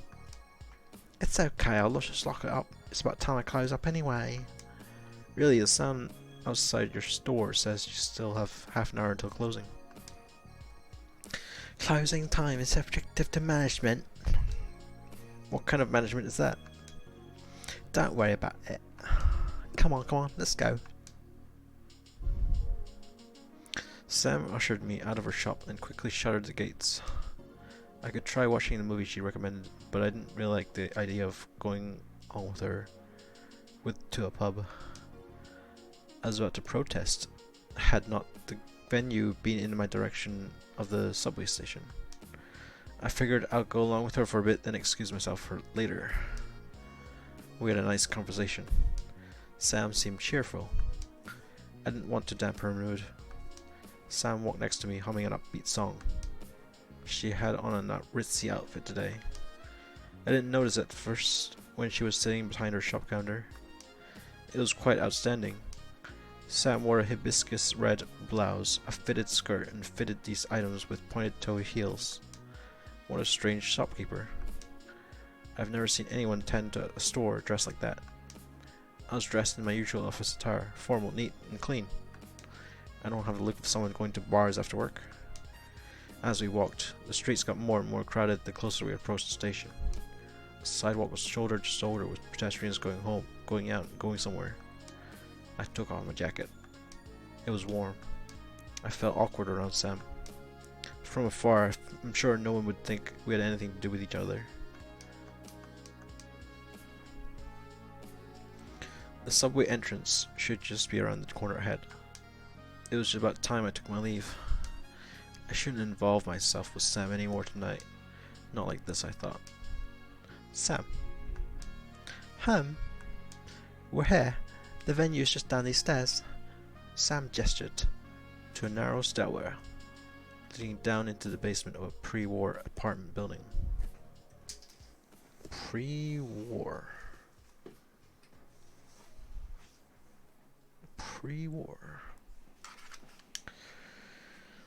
The entrance was open. It was an otherwise inconspicuous place.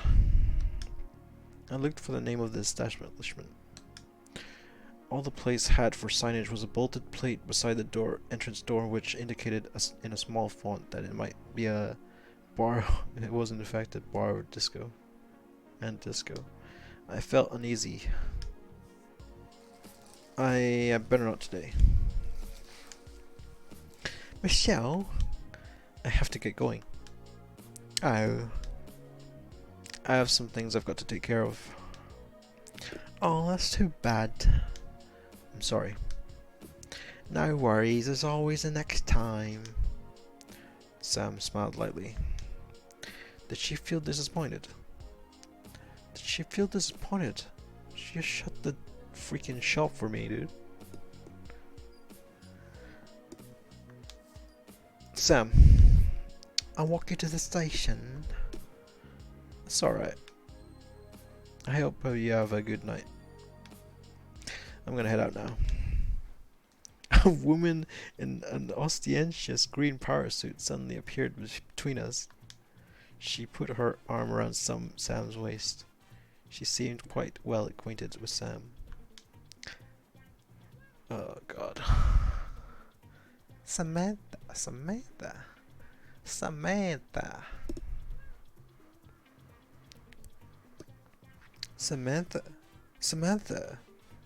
Put a shrimp on the barbie, Samantha.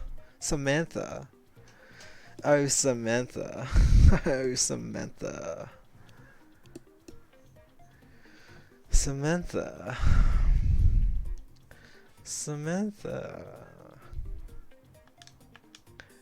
What are you doing just standing out here? Hurry up and get in. What are you doing out here, Cecilia? You don't see me working. You don't see me working. Have to be my own planner, promoter, security. Might as well be my own performer too if I have to do everything around here. You're busy as always, aren't you? Always. Always. Always. Saw you loitering outside. How rude, blocking my entrance like that. Just get inside already and make my place look more lively. Sorry. Hey, who's this? Who's this? Who's this? You brought someone this time? You brought someone this time? Don't tell me this is, Cecilia, this is Michelle. Michelle, Cecilia. Hey? Well, aren't you something? I'm sorry, I'm actually leaving. Aye. This won't... Didn't you tell it it's ladies' night? There's no cover charge. That's not it. I have to catch the train. What? Where did you find this girl? She's so cold. You come in here and sit for a bit, okay? Relax. You're a bit too stressed from work. Drink something to warm yourself up, ayah. Ayah. Ayah. Cecilia proceeded to put her arms around my shoulder and walk me down into the bar. Sam shrugged and followed in. Cecilia then excused herself and began chatting up with other patrons in the bar. She seemed like a busybody. The bar was named Ruby. I figured from the pink neon sign that was lit up on the wall. It was a weathered looking bar that appeared as if it had gone through several aesthetic changes through the years. Furniture was mismatched and the paint job was uneven and chipped in some corners. If I had to describe what the decor was like to a magazine publicist, I would say that it was a valiant attempt at combining a cosmopolitan posh and tropical boathouse. Neon lights colored the thick plumes of cigarette smoke in the air. Loungy funk music played from a sound system that is reminiscent of the one my elementary school had in the gymnasium. The bass was terribly loud and made an awful buzzing and crackling sound. Regardless of what I thought of the bar's visual and sound aesthetics, people seemed to have a good time. If they weren't shaking their heads to the music, they were mingling around the tables with drinks in hand. I surveyed the room. I thought Sam's bare legs were too risque, but compared to everyone else here, she was considered modestly dressed. People wore the flashy outfits that were outrageously out over the top. There were women dressed like men, and others who dressed like circus performers. It was like a British fashion show. I wasn't the only one dressed in office attire, but I certainly felt out of place here. Sam suggested we sit down at the bar. I sat down on the seat at the end of the counter. Sam took the seat next to me, first exchanging greetings with the bartender before sitting down on the high stool.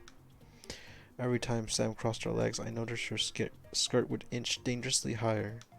This was not good. Did Sam not notice this?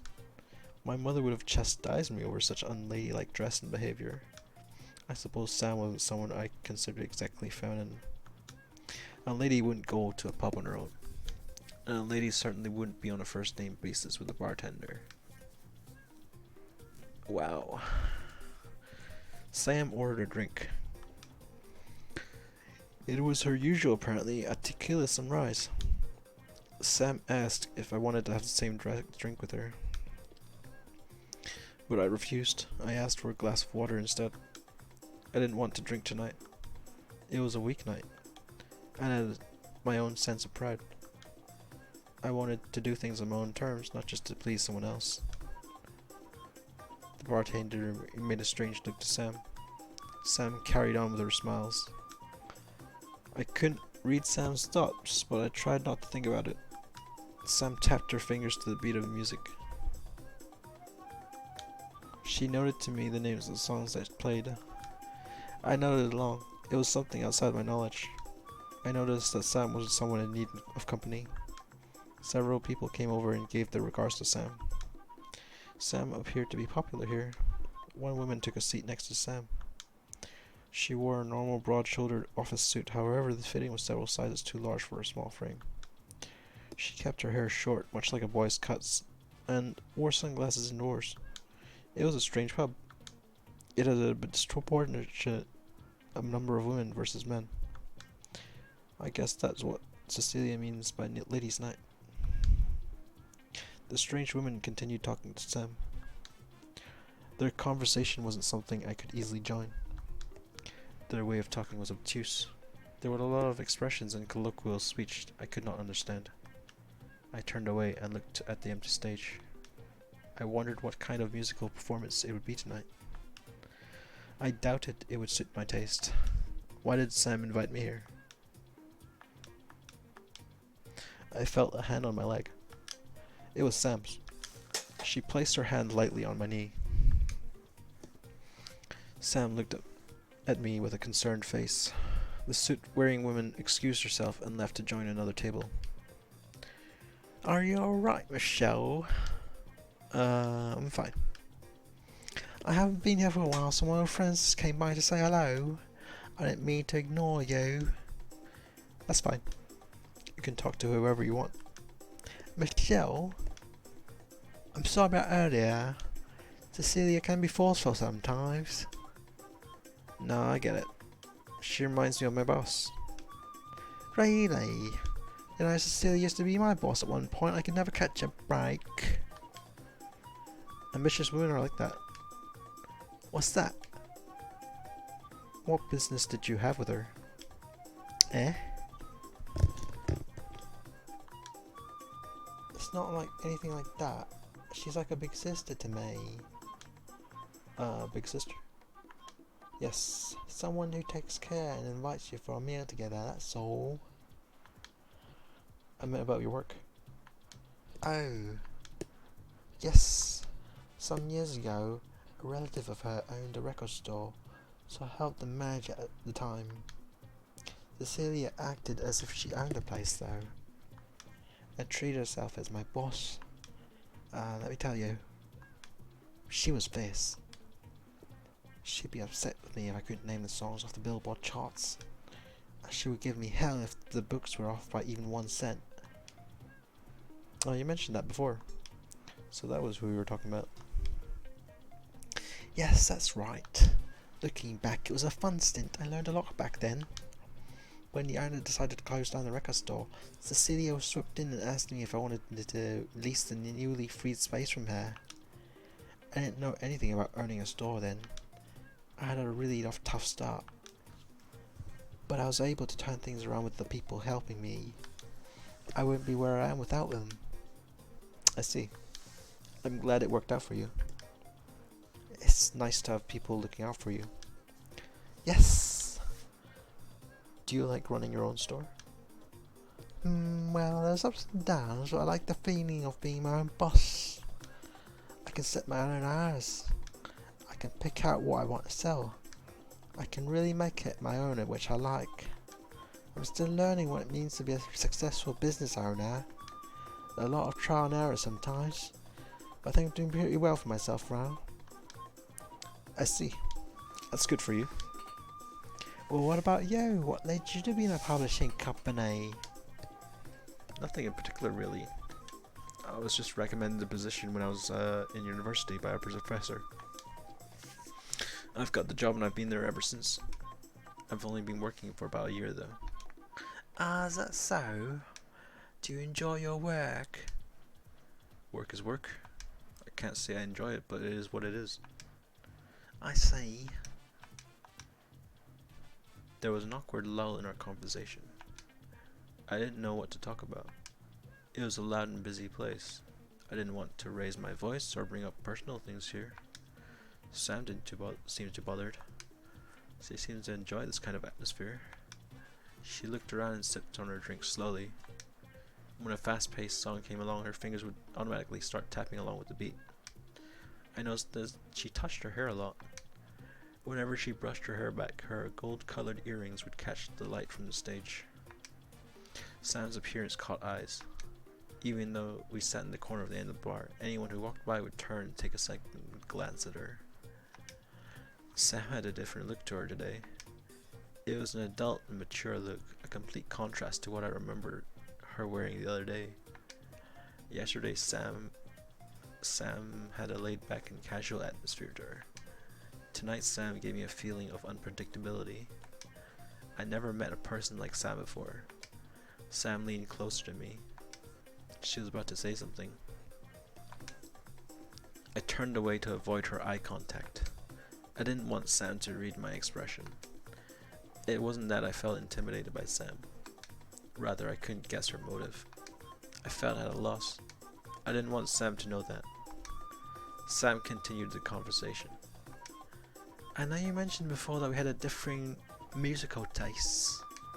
So far, how do you like the music here? I love it, or I can't say. I don't really like it at all, to be honest. I can't say. This music's new to me. I can't really say I like it. I see. I appreciate you coming with me tonight. You know, this place plays a bit of everything.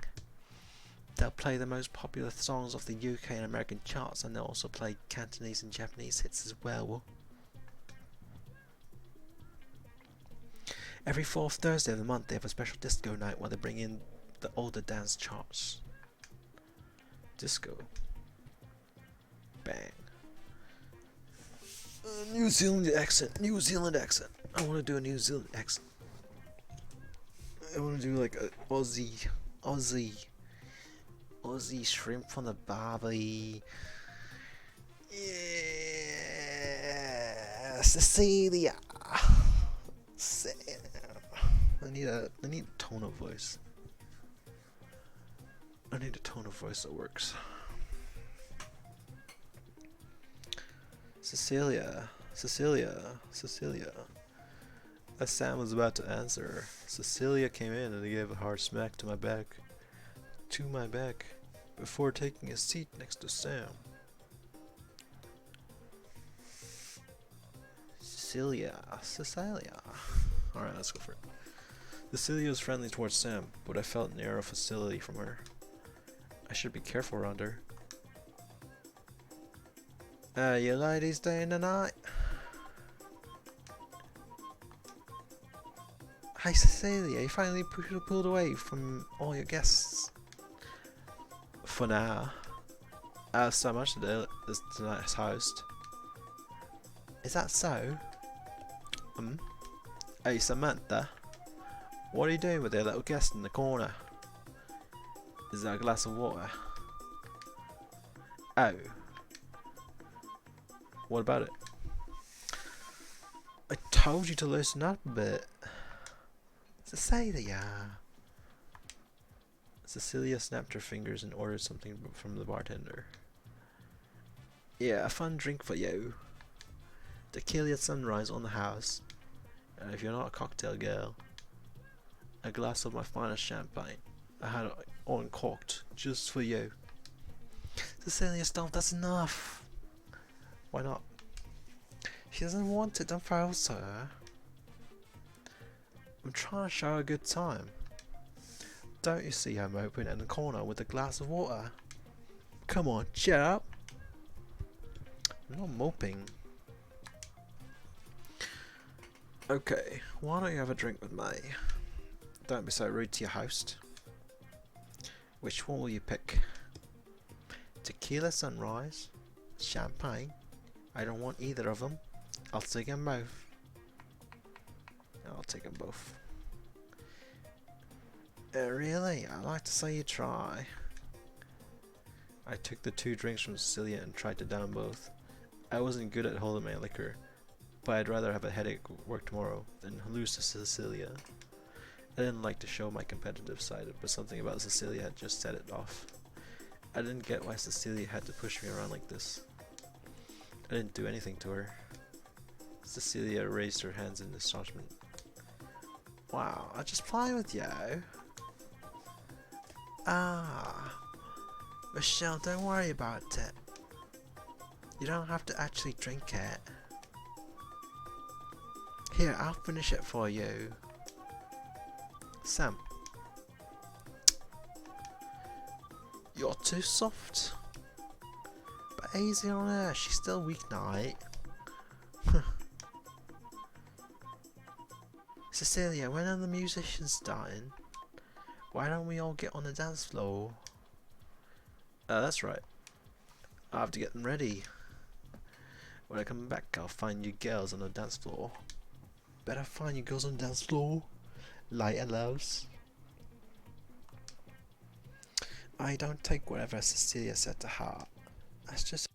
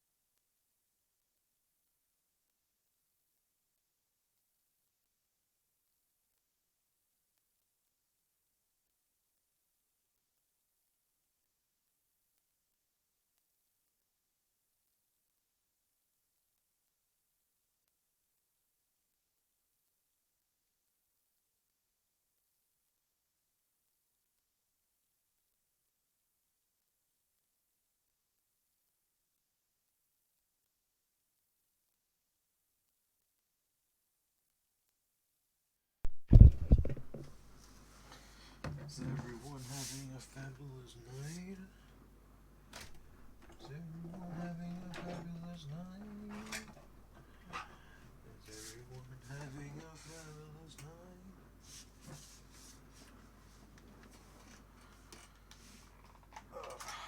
For some reason my headset's run out of battery. Now I need to plug in batteries into my actual controller, even though it's just one button, so I don't really need a controller. I can just press spacebar or some shit, right? It's like no fucking shit to actually do in the game to require a controller. The keyboard's fine.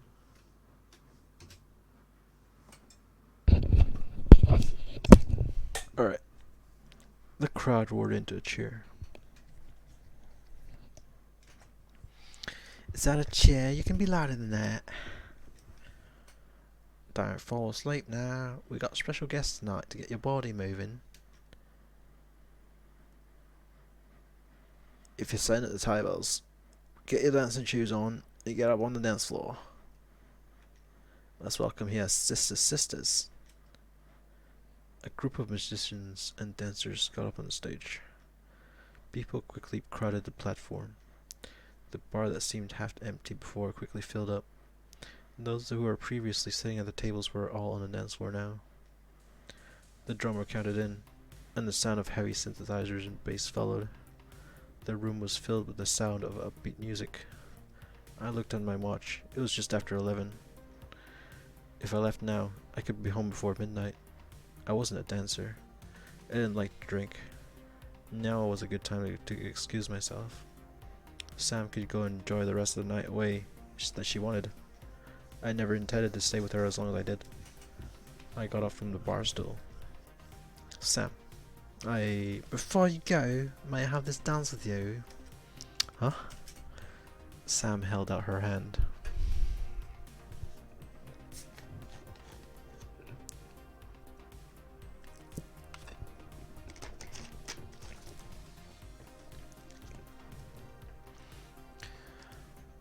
Sam said something, but I couldn't quite hear her words. The music was deafening. We could hardly talk without yelling. My eye. What? Let's dance.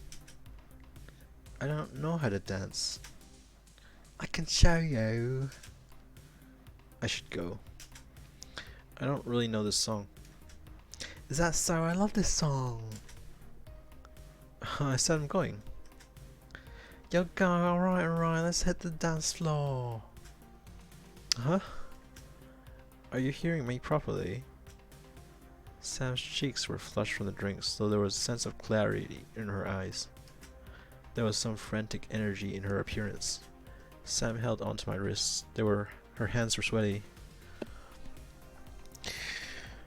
Knees weak, arms were heavy. Mom spaghetti.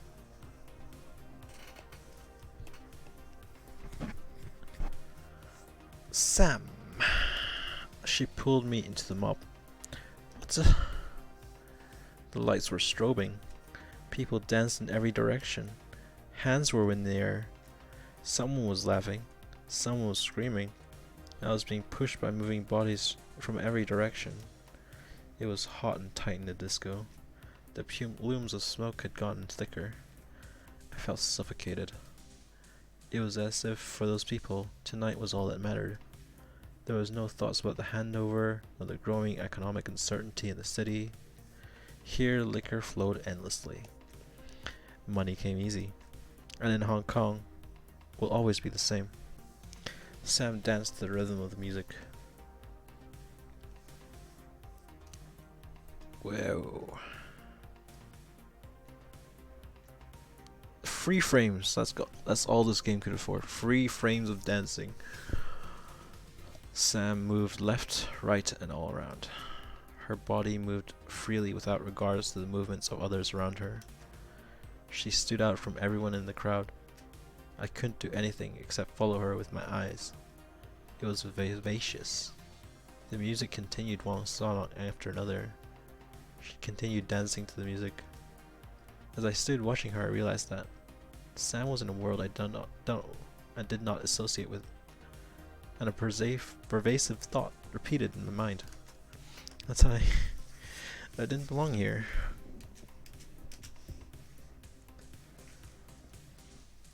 Michelle, are you alright? Sam stopped dancing. She held my wrist with her hand. I was the one who brought you here. You must be tired. I'm sorry if this wasn't something you enjoyed. Would you like to go now?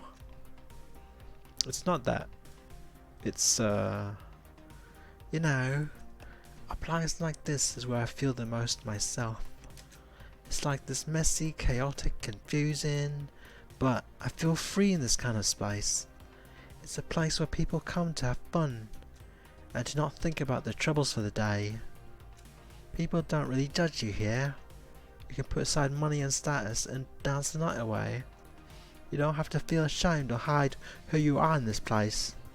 You can put on whatever outfit and feel confident with yourself. It's that kind of special place to me. Sam had a smile on her face.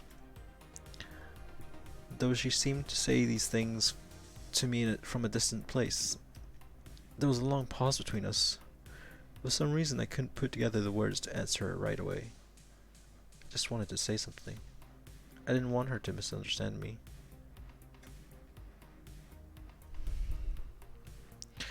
I'm sorry, I wasn't feeling well tonight.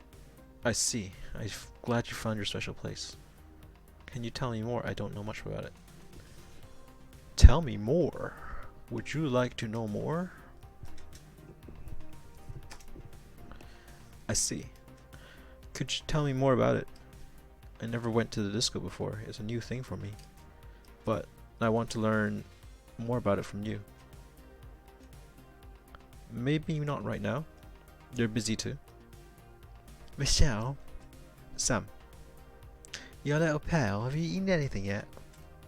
Oh, that's right. I haven't eaten since lunch.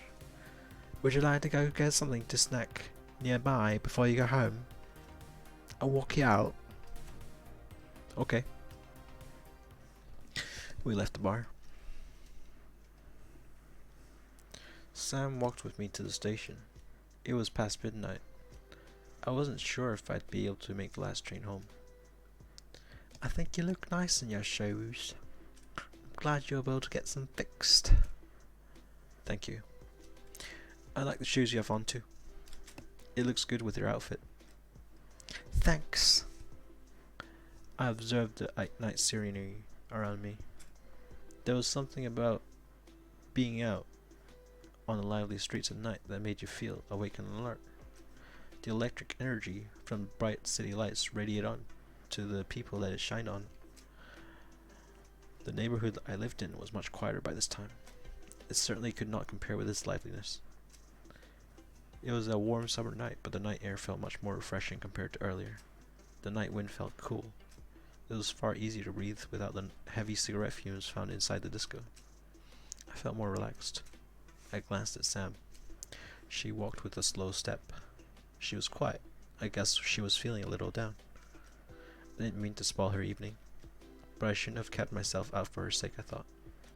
It was still work day tomorrow. I couldn't stay out all night. I told Sam that she didn't need to accompany me to the station if she wanted to stay in the disco longer, but she insisted on seeing me out. The station wasn't far.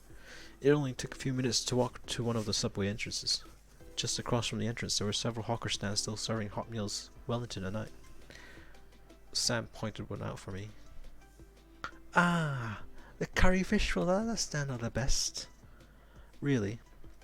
The line for it speaks for itself. I can't believe it. This hour. Would you like to try it before we head into the station? I don't know. It's late now. I understand if you have to go. I already kept you long enough. Sam today was strange. I thought she had a persistent and pushy personality, but ever since we left the disco she acted demure. Had I acted that coldly towards her to have dampened her mood this much? I didn't intend to be dismissive of her. If they're really that good, I'll try it. Really? I assure you, let's get in line. Don't worry, the line moves really fast. She smiled again. Alright. I don't know why, but I felt shy seeing her smile. We were getting curry fish balls of all things. The popular fish ball stand looked like any other. A stainless steel cart carried all the ingredients and supplies the owners needed to cook and conduct their business. They worked seamlessly in tandem, collecting payment and preparing one order after the next. It didn't take long for us to be next in line. Flavorful smells wafted into our nostrils. We're next. Which one would you like to get? Which one is good, spicy or non-spicy? The spicy is quite spicy. You can always get half and half if you want to try both.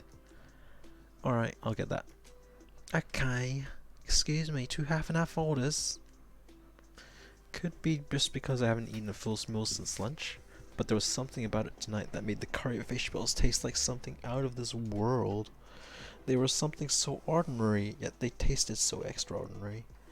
It was delectably savory. The spicy ones had a good kick to them too. We ate up a whole plate of them so quickly on the side of the road. I wanted to get another set to eat. How did you like them? They're quite good actually. Do you want another set? Sure, I'll get it. I turned around swiftly. Before I could react, a passerby quite forcibly bumped into my shoulder and knocked the paper plate containing leftover curry sauce out of my hands and onto my chest. Why would they serve it in a plate, not like a bowl? It's the 80s, dude. You gotta use CFC everywhere.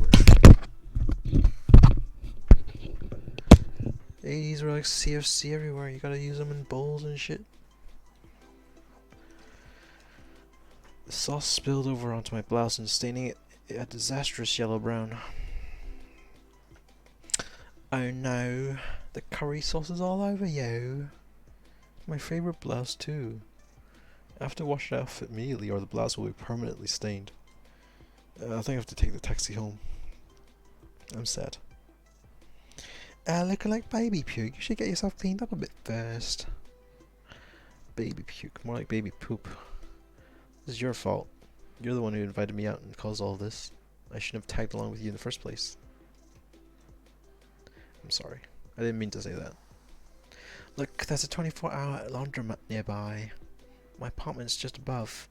You can wait there while it's being washed. What should I do? I weighed my options carefully. The yellow-brown liquid was seeping further and further into my blouse. The sauce was still warm in my chest and the smell was oh so strong. If my silk brassiere were to have a permanent brown stain, I would cry. I wanted to blame Sam for this leftover curry disaster. I know it wasn't actually her fault, but she could take some partial responsibility for this. It's the least she could do. Hey Michelle, left for you a set of towels and some shirts you could change into out here. I'll bring your shirt to the cleaners and I'll come right back up. Just hang tight. Okay, I forgot to do the exit. Don't mind the messiness. I'll tidy up when I come back. Thank you. I don't really mind. Okay, make yourself at home. I had Sam take my stained blouse and undershort to the cleaners. While this was gone, I changed into one of Sam's shirts. It was an alternative events. I was quite embarrassed. But at least I don't have to go around in public smelling like a fishbowl bed stand any longer.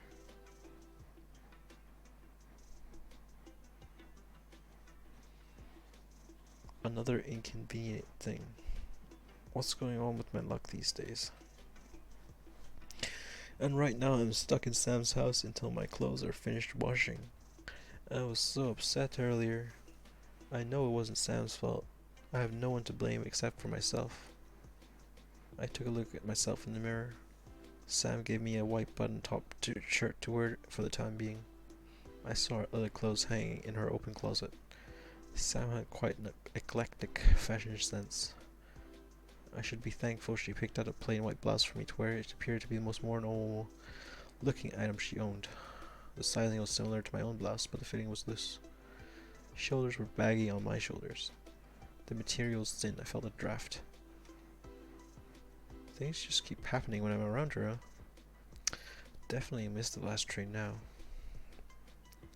Between taking a taxi home covered in curry sauce or going to Sam's apartment to wash up, I chose the latter option. I wanted to at least limit the embarrassment to as few people as possible. I didn't want to leave washing my soiled clothes for another day. Getting rid of that stain was a time-sensitive issue. I figured my mother would appreciate it if I turned on the washing machine on at late night. Luckily, there appeared to be a 24-hour laundromat close by, and Sam's apartment was just above. Her place was less than 200 meters from the station. Not a bad location, I have to say. She lived in a small studio apartment. Her small twin-sized bed was a few steps away from a kitchen that had only a portable gas stove and a microwave. There was a small refrigerator, of course, but there was nothing otherwise in the kitchen that would have indicated it was a place for gourmet cooking. They say that the kitchen is the heart of a home. In Sam's case, it was quite the opposite. While her kitchen might have been quite nondescript, the many personal belongings that filled her den was where she showed her taste. It was not dissimilar to her video store, quite cluttered. I saw fashion magazines, books, tapes, and records stacked out about in disorderly fashion. On the contrary, she arranged her collection of photo books neatly. An old Leica camera stood out on her shelf. It appeared broken, however.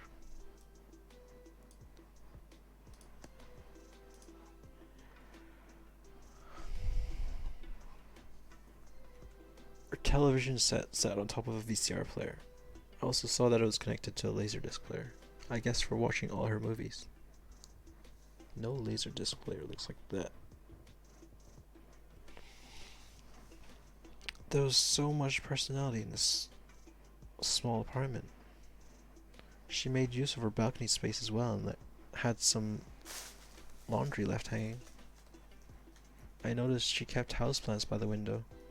They were ordinary potted plants, though appeared to be wilting.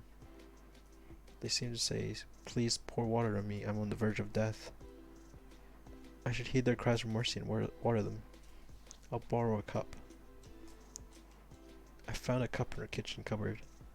At least her dishes were done and put away. I wondered if Sam lived alone.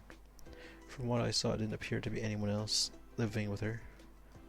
She didn't have a sofa couch, nor did she have any notable pieces of furniture besides a bed and a low table. Was this a comfortable way to live? It would be weird for me to sit on her bed or kneel on the floor. I stood on the balcony door and curiously looked outside. It seemed like people were going about their daily business on the street below. It must get noisy at times here.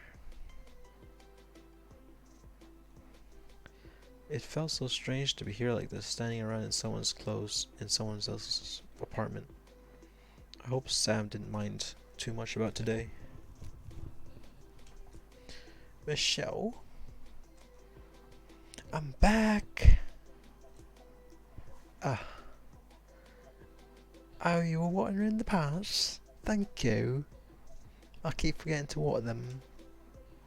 They look so pitiful. Please consider them sometimes. Yeah, but they're still alive somehow. If you don't care of them properly, sooner or later they'll wither away and die. Okay, okay. Your blouse will be down in an hour. We can pick it up from the laundromat when we're done. Thank you so much. I've been a bother to you all night. It's gone late now. It's no bother at all. It was all my fault that things didn't go well today. No, it wasn't. I had a good time, really. Don't blame yourself. I see. I'm glad. Would you like to watch something on TV while waiting? I don't want to intrude too much. Don't worry. How about I put on a record? Just take a seat and relax. Let me grab you something to drink. Oh, that's fine. I'm not thirsty. Coke? I have a Coke. Tepid water is good then. Just water. You don't need to be so reserved. Why don't I make some warm tea? Would that be alright with you? Sure, tea will be fine. Okay, I'll be right back. Sam put on a record and went over to the kitchen to make some tea. She had me sit on her bed while I waited. I saw from the cover jacket that it was a Deanie Ip record. She was a popular singer in Tricks, but I never listened to this particular album before. I was surprised when I saw Sam take out a vinyl record. I would have thought that someone like Sam would have gotten a compact disc player by now. I listened to the music. It was a soft funk song.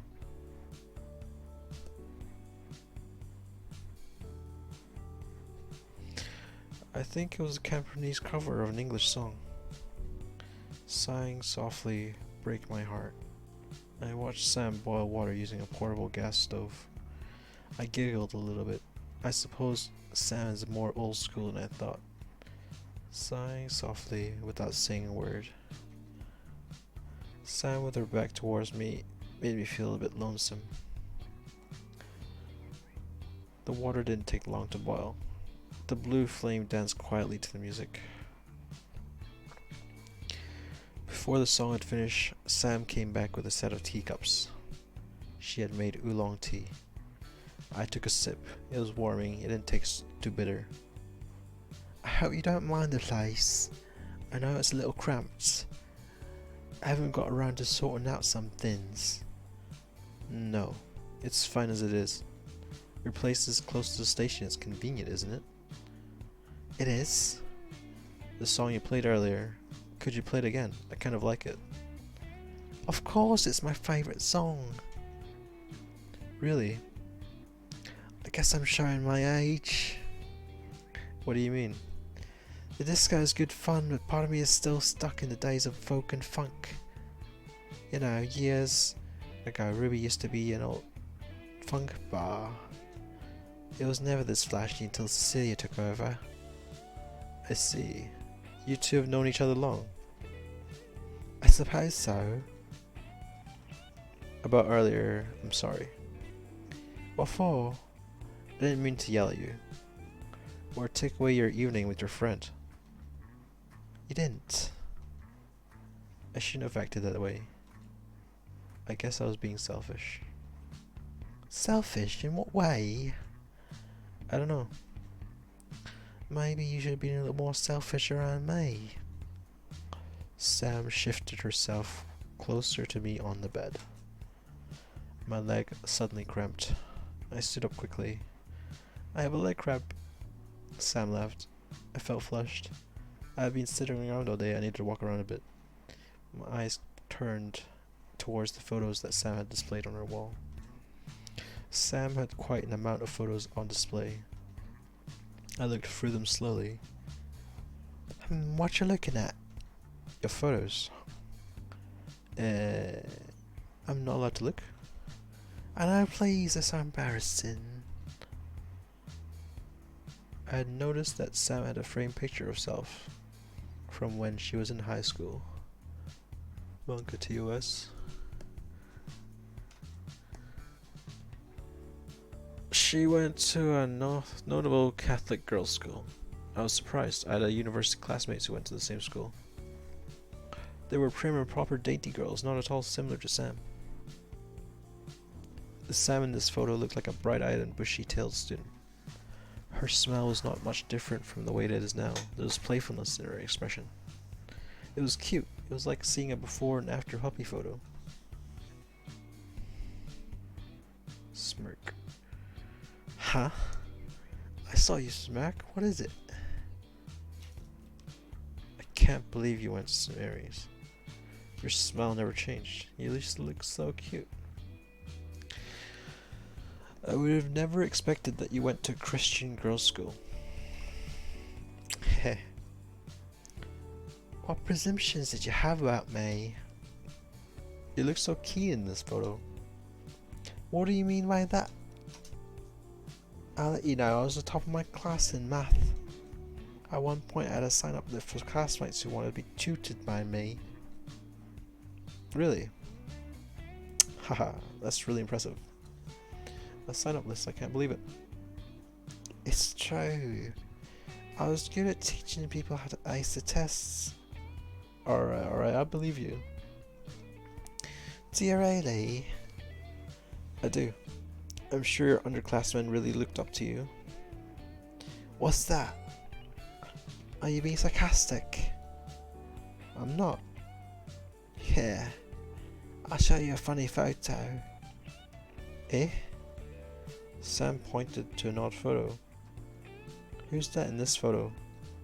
It was a photo of a teenage Sam flanked by two muscular men. They were at a picturesque beach. One man I recognized as her father. He was wearing an undershirt and he posed with the camera with his arms flexed. The other man was much younger than her father. He was bare-chested, proudly displayed his muscles. Young Sam was dressed in casual wear. She wore a short-sleeved shirt and shorts.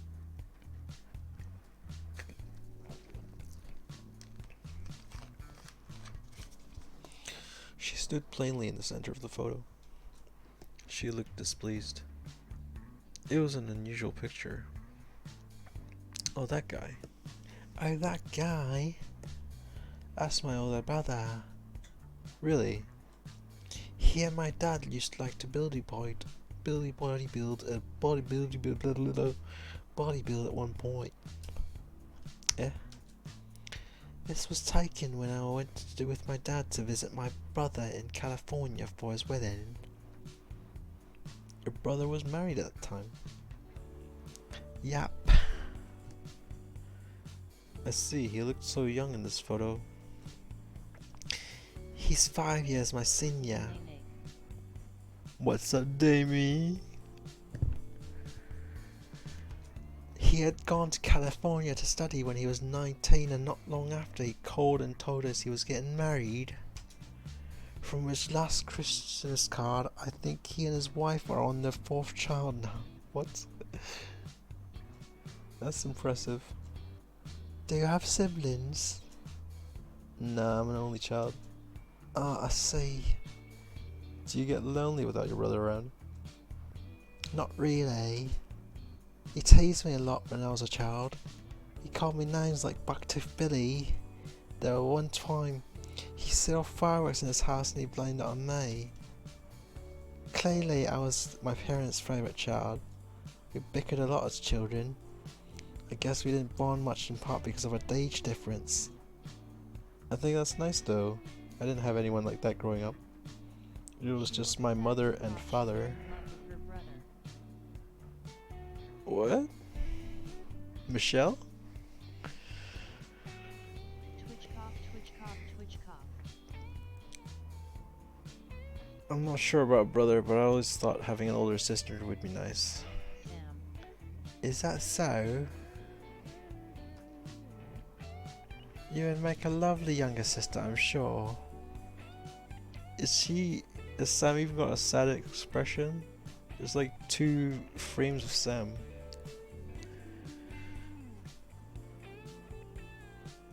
Just being a jerk.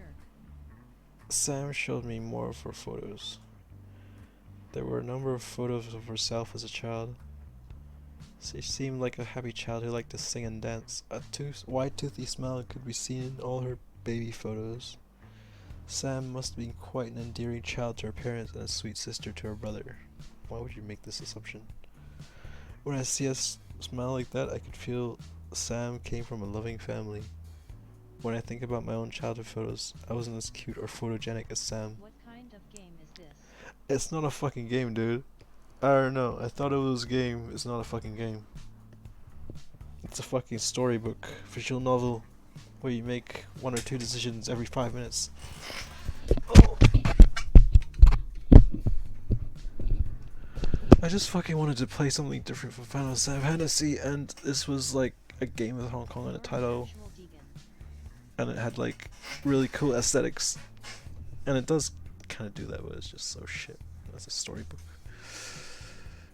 Usually the camera flash would catch me with wide open eyes and a stiff expression, much like an animal in the headlights. My father liked to take a lot of photos when I was a child. After he passed away, there wasn't many photos taken of me with my mother. My father's camera was kept in a storage box somewhere. Thinking about it made me feel a little sad. It was heartwarming to see that Sam treasured her family photos. I noticed one particular photo.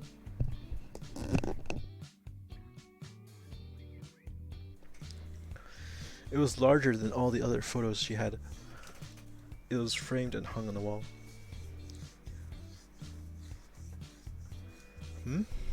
It's an old picture. You have to show me your pictures next time for it to be even, alright? Oh no, they're too embarrassing. Too embarrassing. Hey, that's not fair. I want to see you as a baby too. I continued chatting with Sam about her childhood while we waited. Time seemed languid. I didn't feel tired at all. Earlier when I was with Sam in the disco, it was so loud and busy I couldn't really talk in depth with Sam. When we talked to her at her place, there was something about Sam that reminded me of an old school friend. The way we could talk frankly without having to show face was refreshing. With coworkers or even with relatives, meeting someone always involves showing proper respect and courtesy.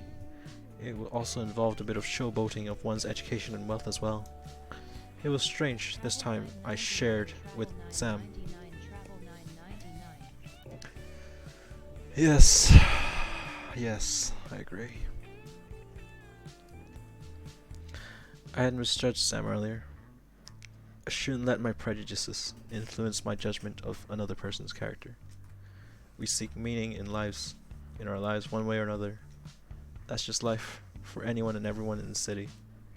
When I was with Sam like this, I felt at ease. It was as if I was visiting a cousin's home, despite this being our second meeting. Though sometimes when I turned away, I caught her glance. It was an odd feeling. I didn't know how to explain it. This awkward tension between us. I noticed that her hand would brush lightly against mine when we were next to each other. She leaned in close to talk. I noticed her eyes looked for my reaction whenever she made a funny quip or a compliment. I felt as if I stayed here longer, something more. Oh, I completely forgotten about the time. Could I borrow your phone? Yes, of course. It's next to the television. I'll stop the record 1 second. Thanks. Are you a detective or something, or is this a dating sim? This is a dating sim. This is absolutely a dating sim. This is written by someone who's a super lonely dude, imagining himself as a young, cute OL lady, and meeting another Fucking strange manic pixie chick.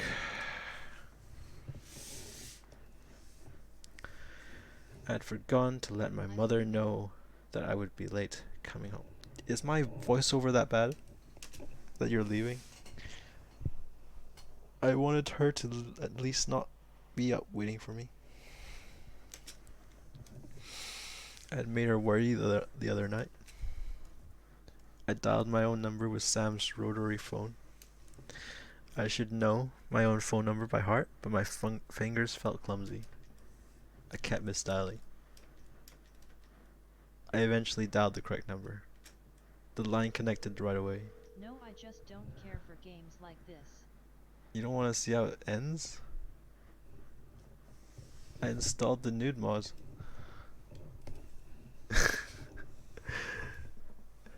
Hello? Mother?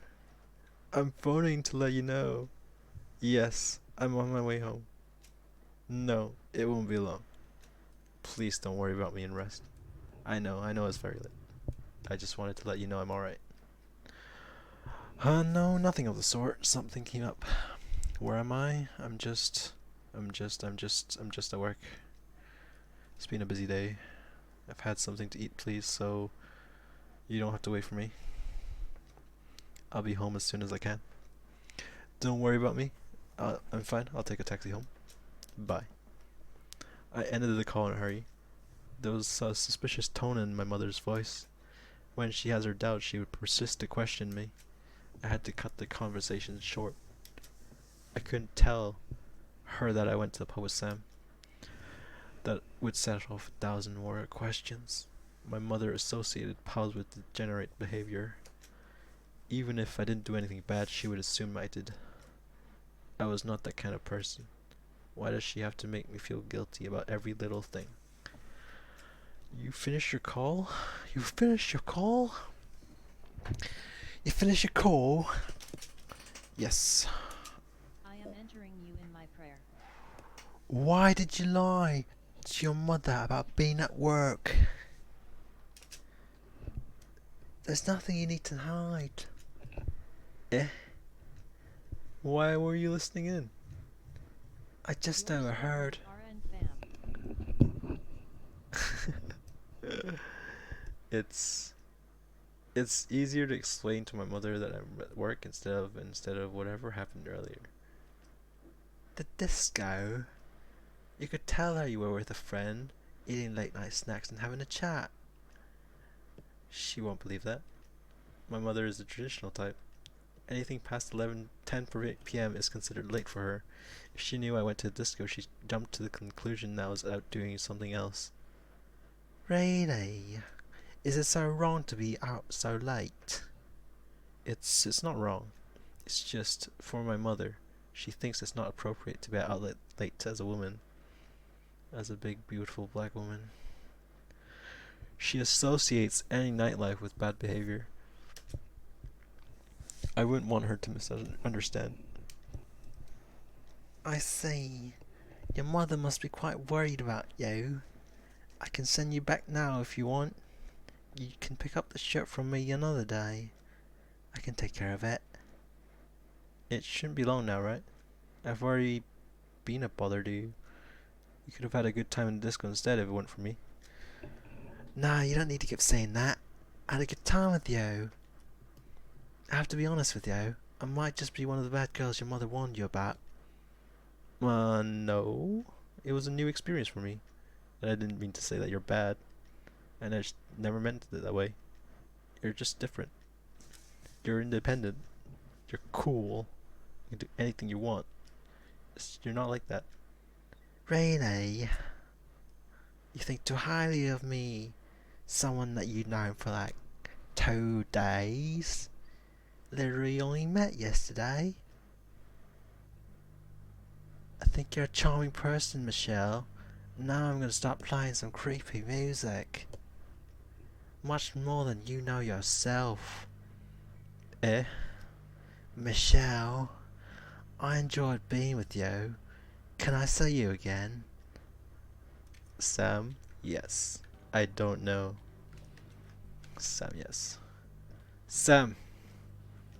You can. Really?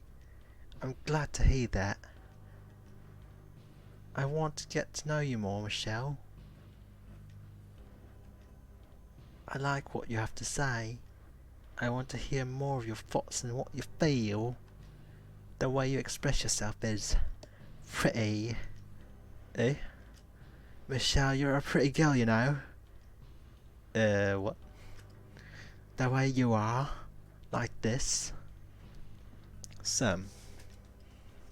Sam stepped forward towards me. I could feel the temperature rising in the room. Was it her body heat or my own? I wasn't sure. I closed my eyes and I turned away. I couldn't bear to look at Sam in the eye. Her stare was hypnotizing. It made me feel weak, as if I was going to buckle over. Oh my god, dude. Sam was standing over me. Michelle, look at me. Sam. Oh my god, dude, what the She leaned in forward and pressed her lips on mine. In the warm light of an incandescent lamp,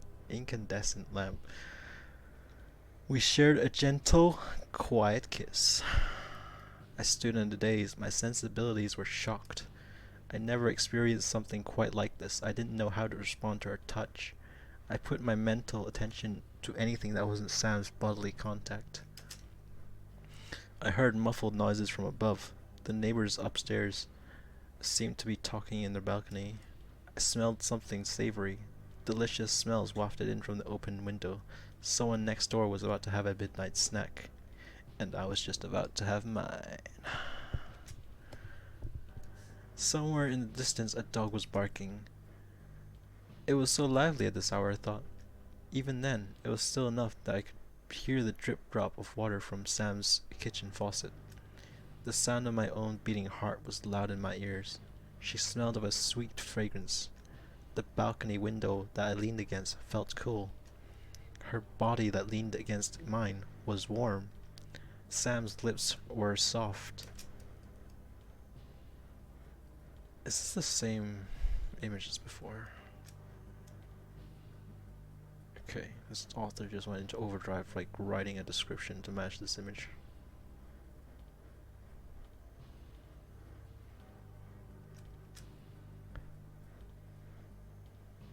I gasped for air.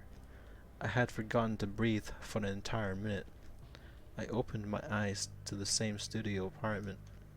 I didn't fall asleep and dream. Sam was standing before me. She brushed back the hair covering my face and looked into my eyes. Her touch was gentle and warm.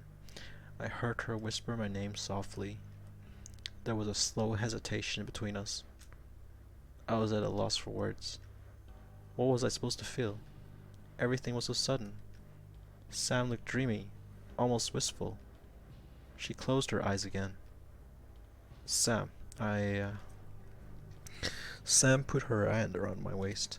She leaned in again. Her body pushed against mine, and she pressed her lips against mine with more weight than the last. I felt the pressure from her knee between my thighs. This was getting dangerous. I broke away from her kiss. Michelle. Sam, I have to go. Michelle. I felt flushed from head to toe. My face was hot. I could not say anything more to Sam, much less look her in the eye. I froze up. My fight or flight reflexes took over. I had to get away. I pushed Sam aside and quickly gathered my belongings. I left her apartment in a hurry. There was no time to wait for the elevator. I walked down the fire exit, and as soon as I was street level, I hailed a cab to take me home.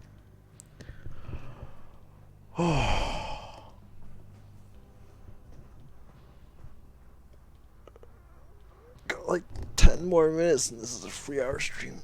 Oh boy. It didn't take long for me to flag down a taxi. I didn't realize until I was in the car that I was still wearing Sam's blouse and that my own was probably drying on the laundromat. I just wanted to get home and get some rest. I would have to find a deal to deal with this another time. That moment, I couldn't even think clearly. I never experienced such a thing before, much less with another moment. I couldn't believe it. The taxi made a turn onto Argyle and out of the Mongkok district. The lights, the sound, the people, it was too much for me. I put my hand on my lips. Sam, why did you have to kiss me like that?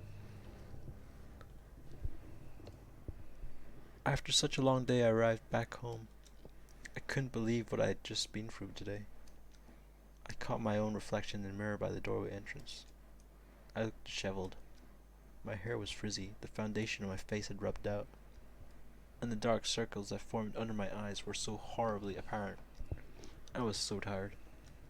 I needed to get out of Sam's shirt right away and wash up for bed. I tiptoed my way down the whole corridor. My mother would be upset if she knew I got back at this hour.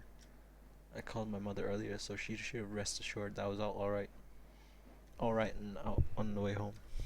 The lights were off when I arrived home. She must have gone to bed already.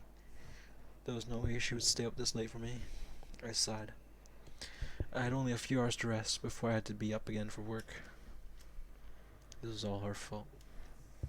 I was about to step into my room successfully unnoticed when I heard the sound of my mother's bedroom door. My mother stepped out. She didn't greet me at first, though her expression had said enough. Why are you home so late? I told you I was going to be late. Things kept happening at work. So much for you to come back home in this early morning. Why your shirt like that? Huh? Well, like what? It's so wrinkled. It's been a long day, that's all. I'm sorry. You didn't have to wait for me to come back. I told you I'd be late. Put your meal in the fridge. You can save it for your lunch tomorrow. Thanks.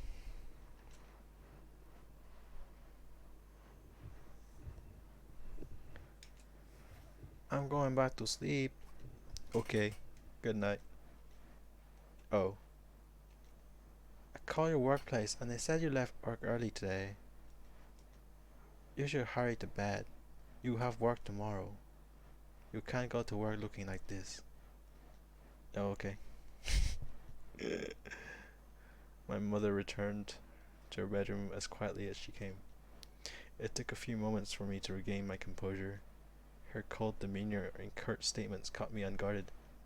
My mother had the ability to send feelings of guilt and fear deep into my spine. I didn't really want to hear what she thought of me coming home so late. I didn't know why it was always like this with my mother. Maybe because I always lie to her and not tell her what I'm doing? Her care and concern had always been so much where it could be controlling. I know she loves me very much and only worries for my well-being. My mother had done her best to take care of me after my father had passed away. I know she had been lonely. I love my mother. Sometimes I just want her to let me be my own person. How could I have told her that I was with another woman and Sam? What a weird person. I let myself get caught up in her games and such a thing happened. I better get myself cleaned up and put this night behind me. I couldn't let a person I just met change the life that I worked so hard to build up. I had to get myself out of this weird shirt and put myself to bed.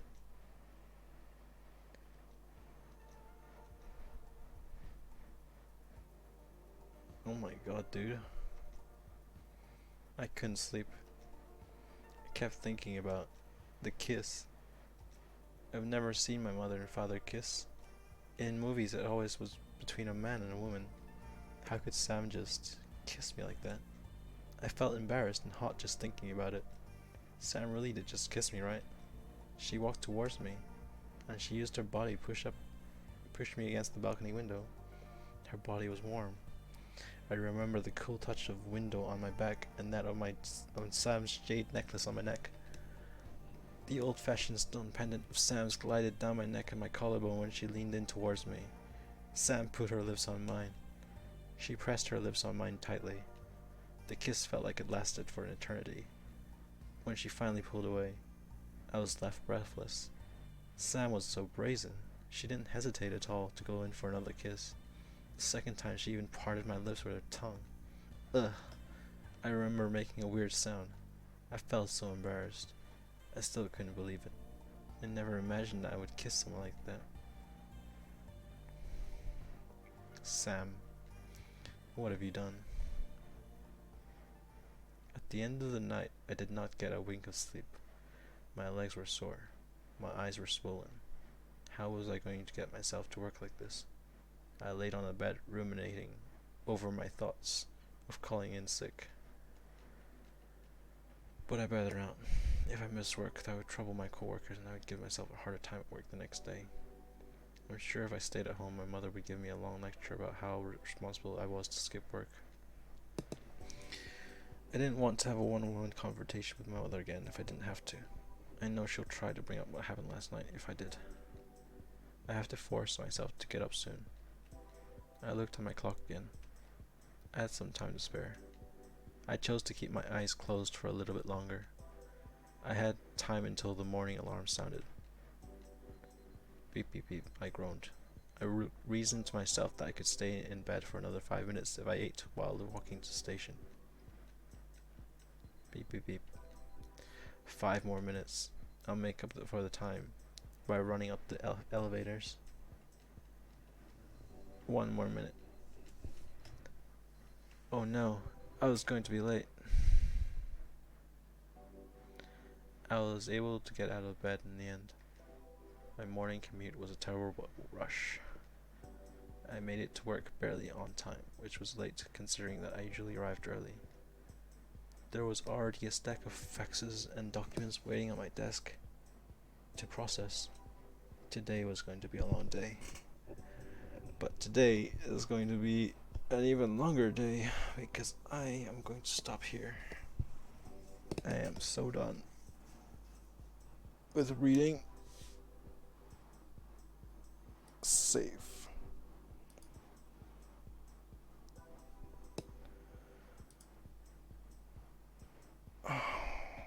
Auto for time. Skip.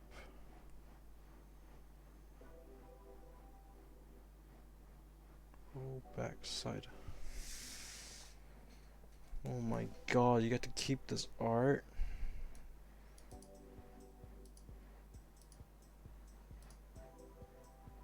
Oh my god, dude.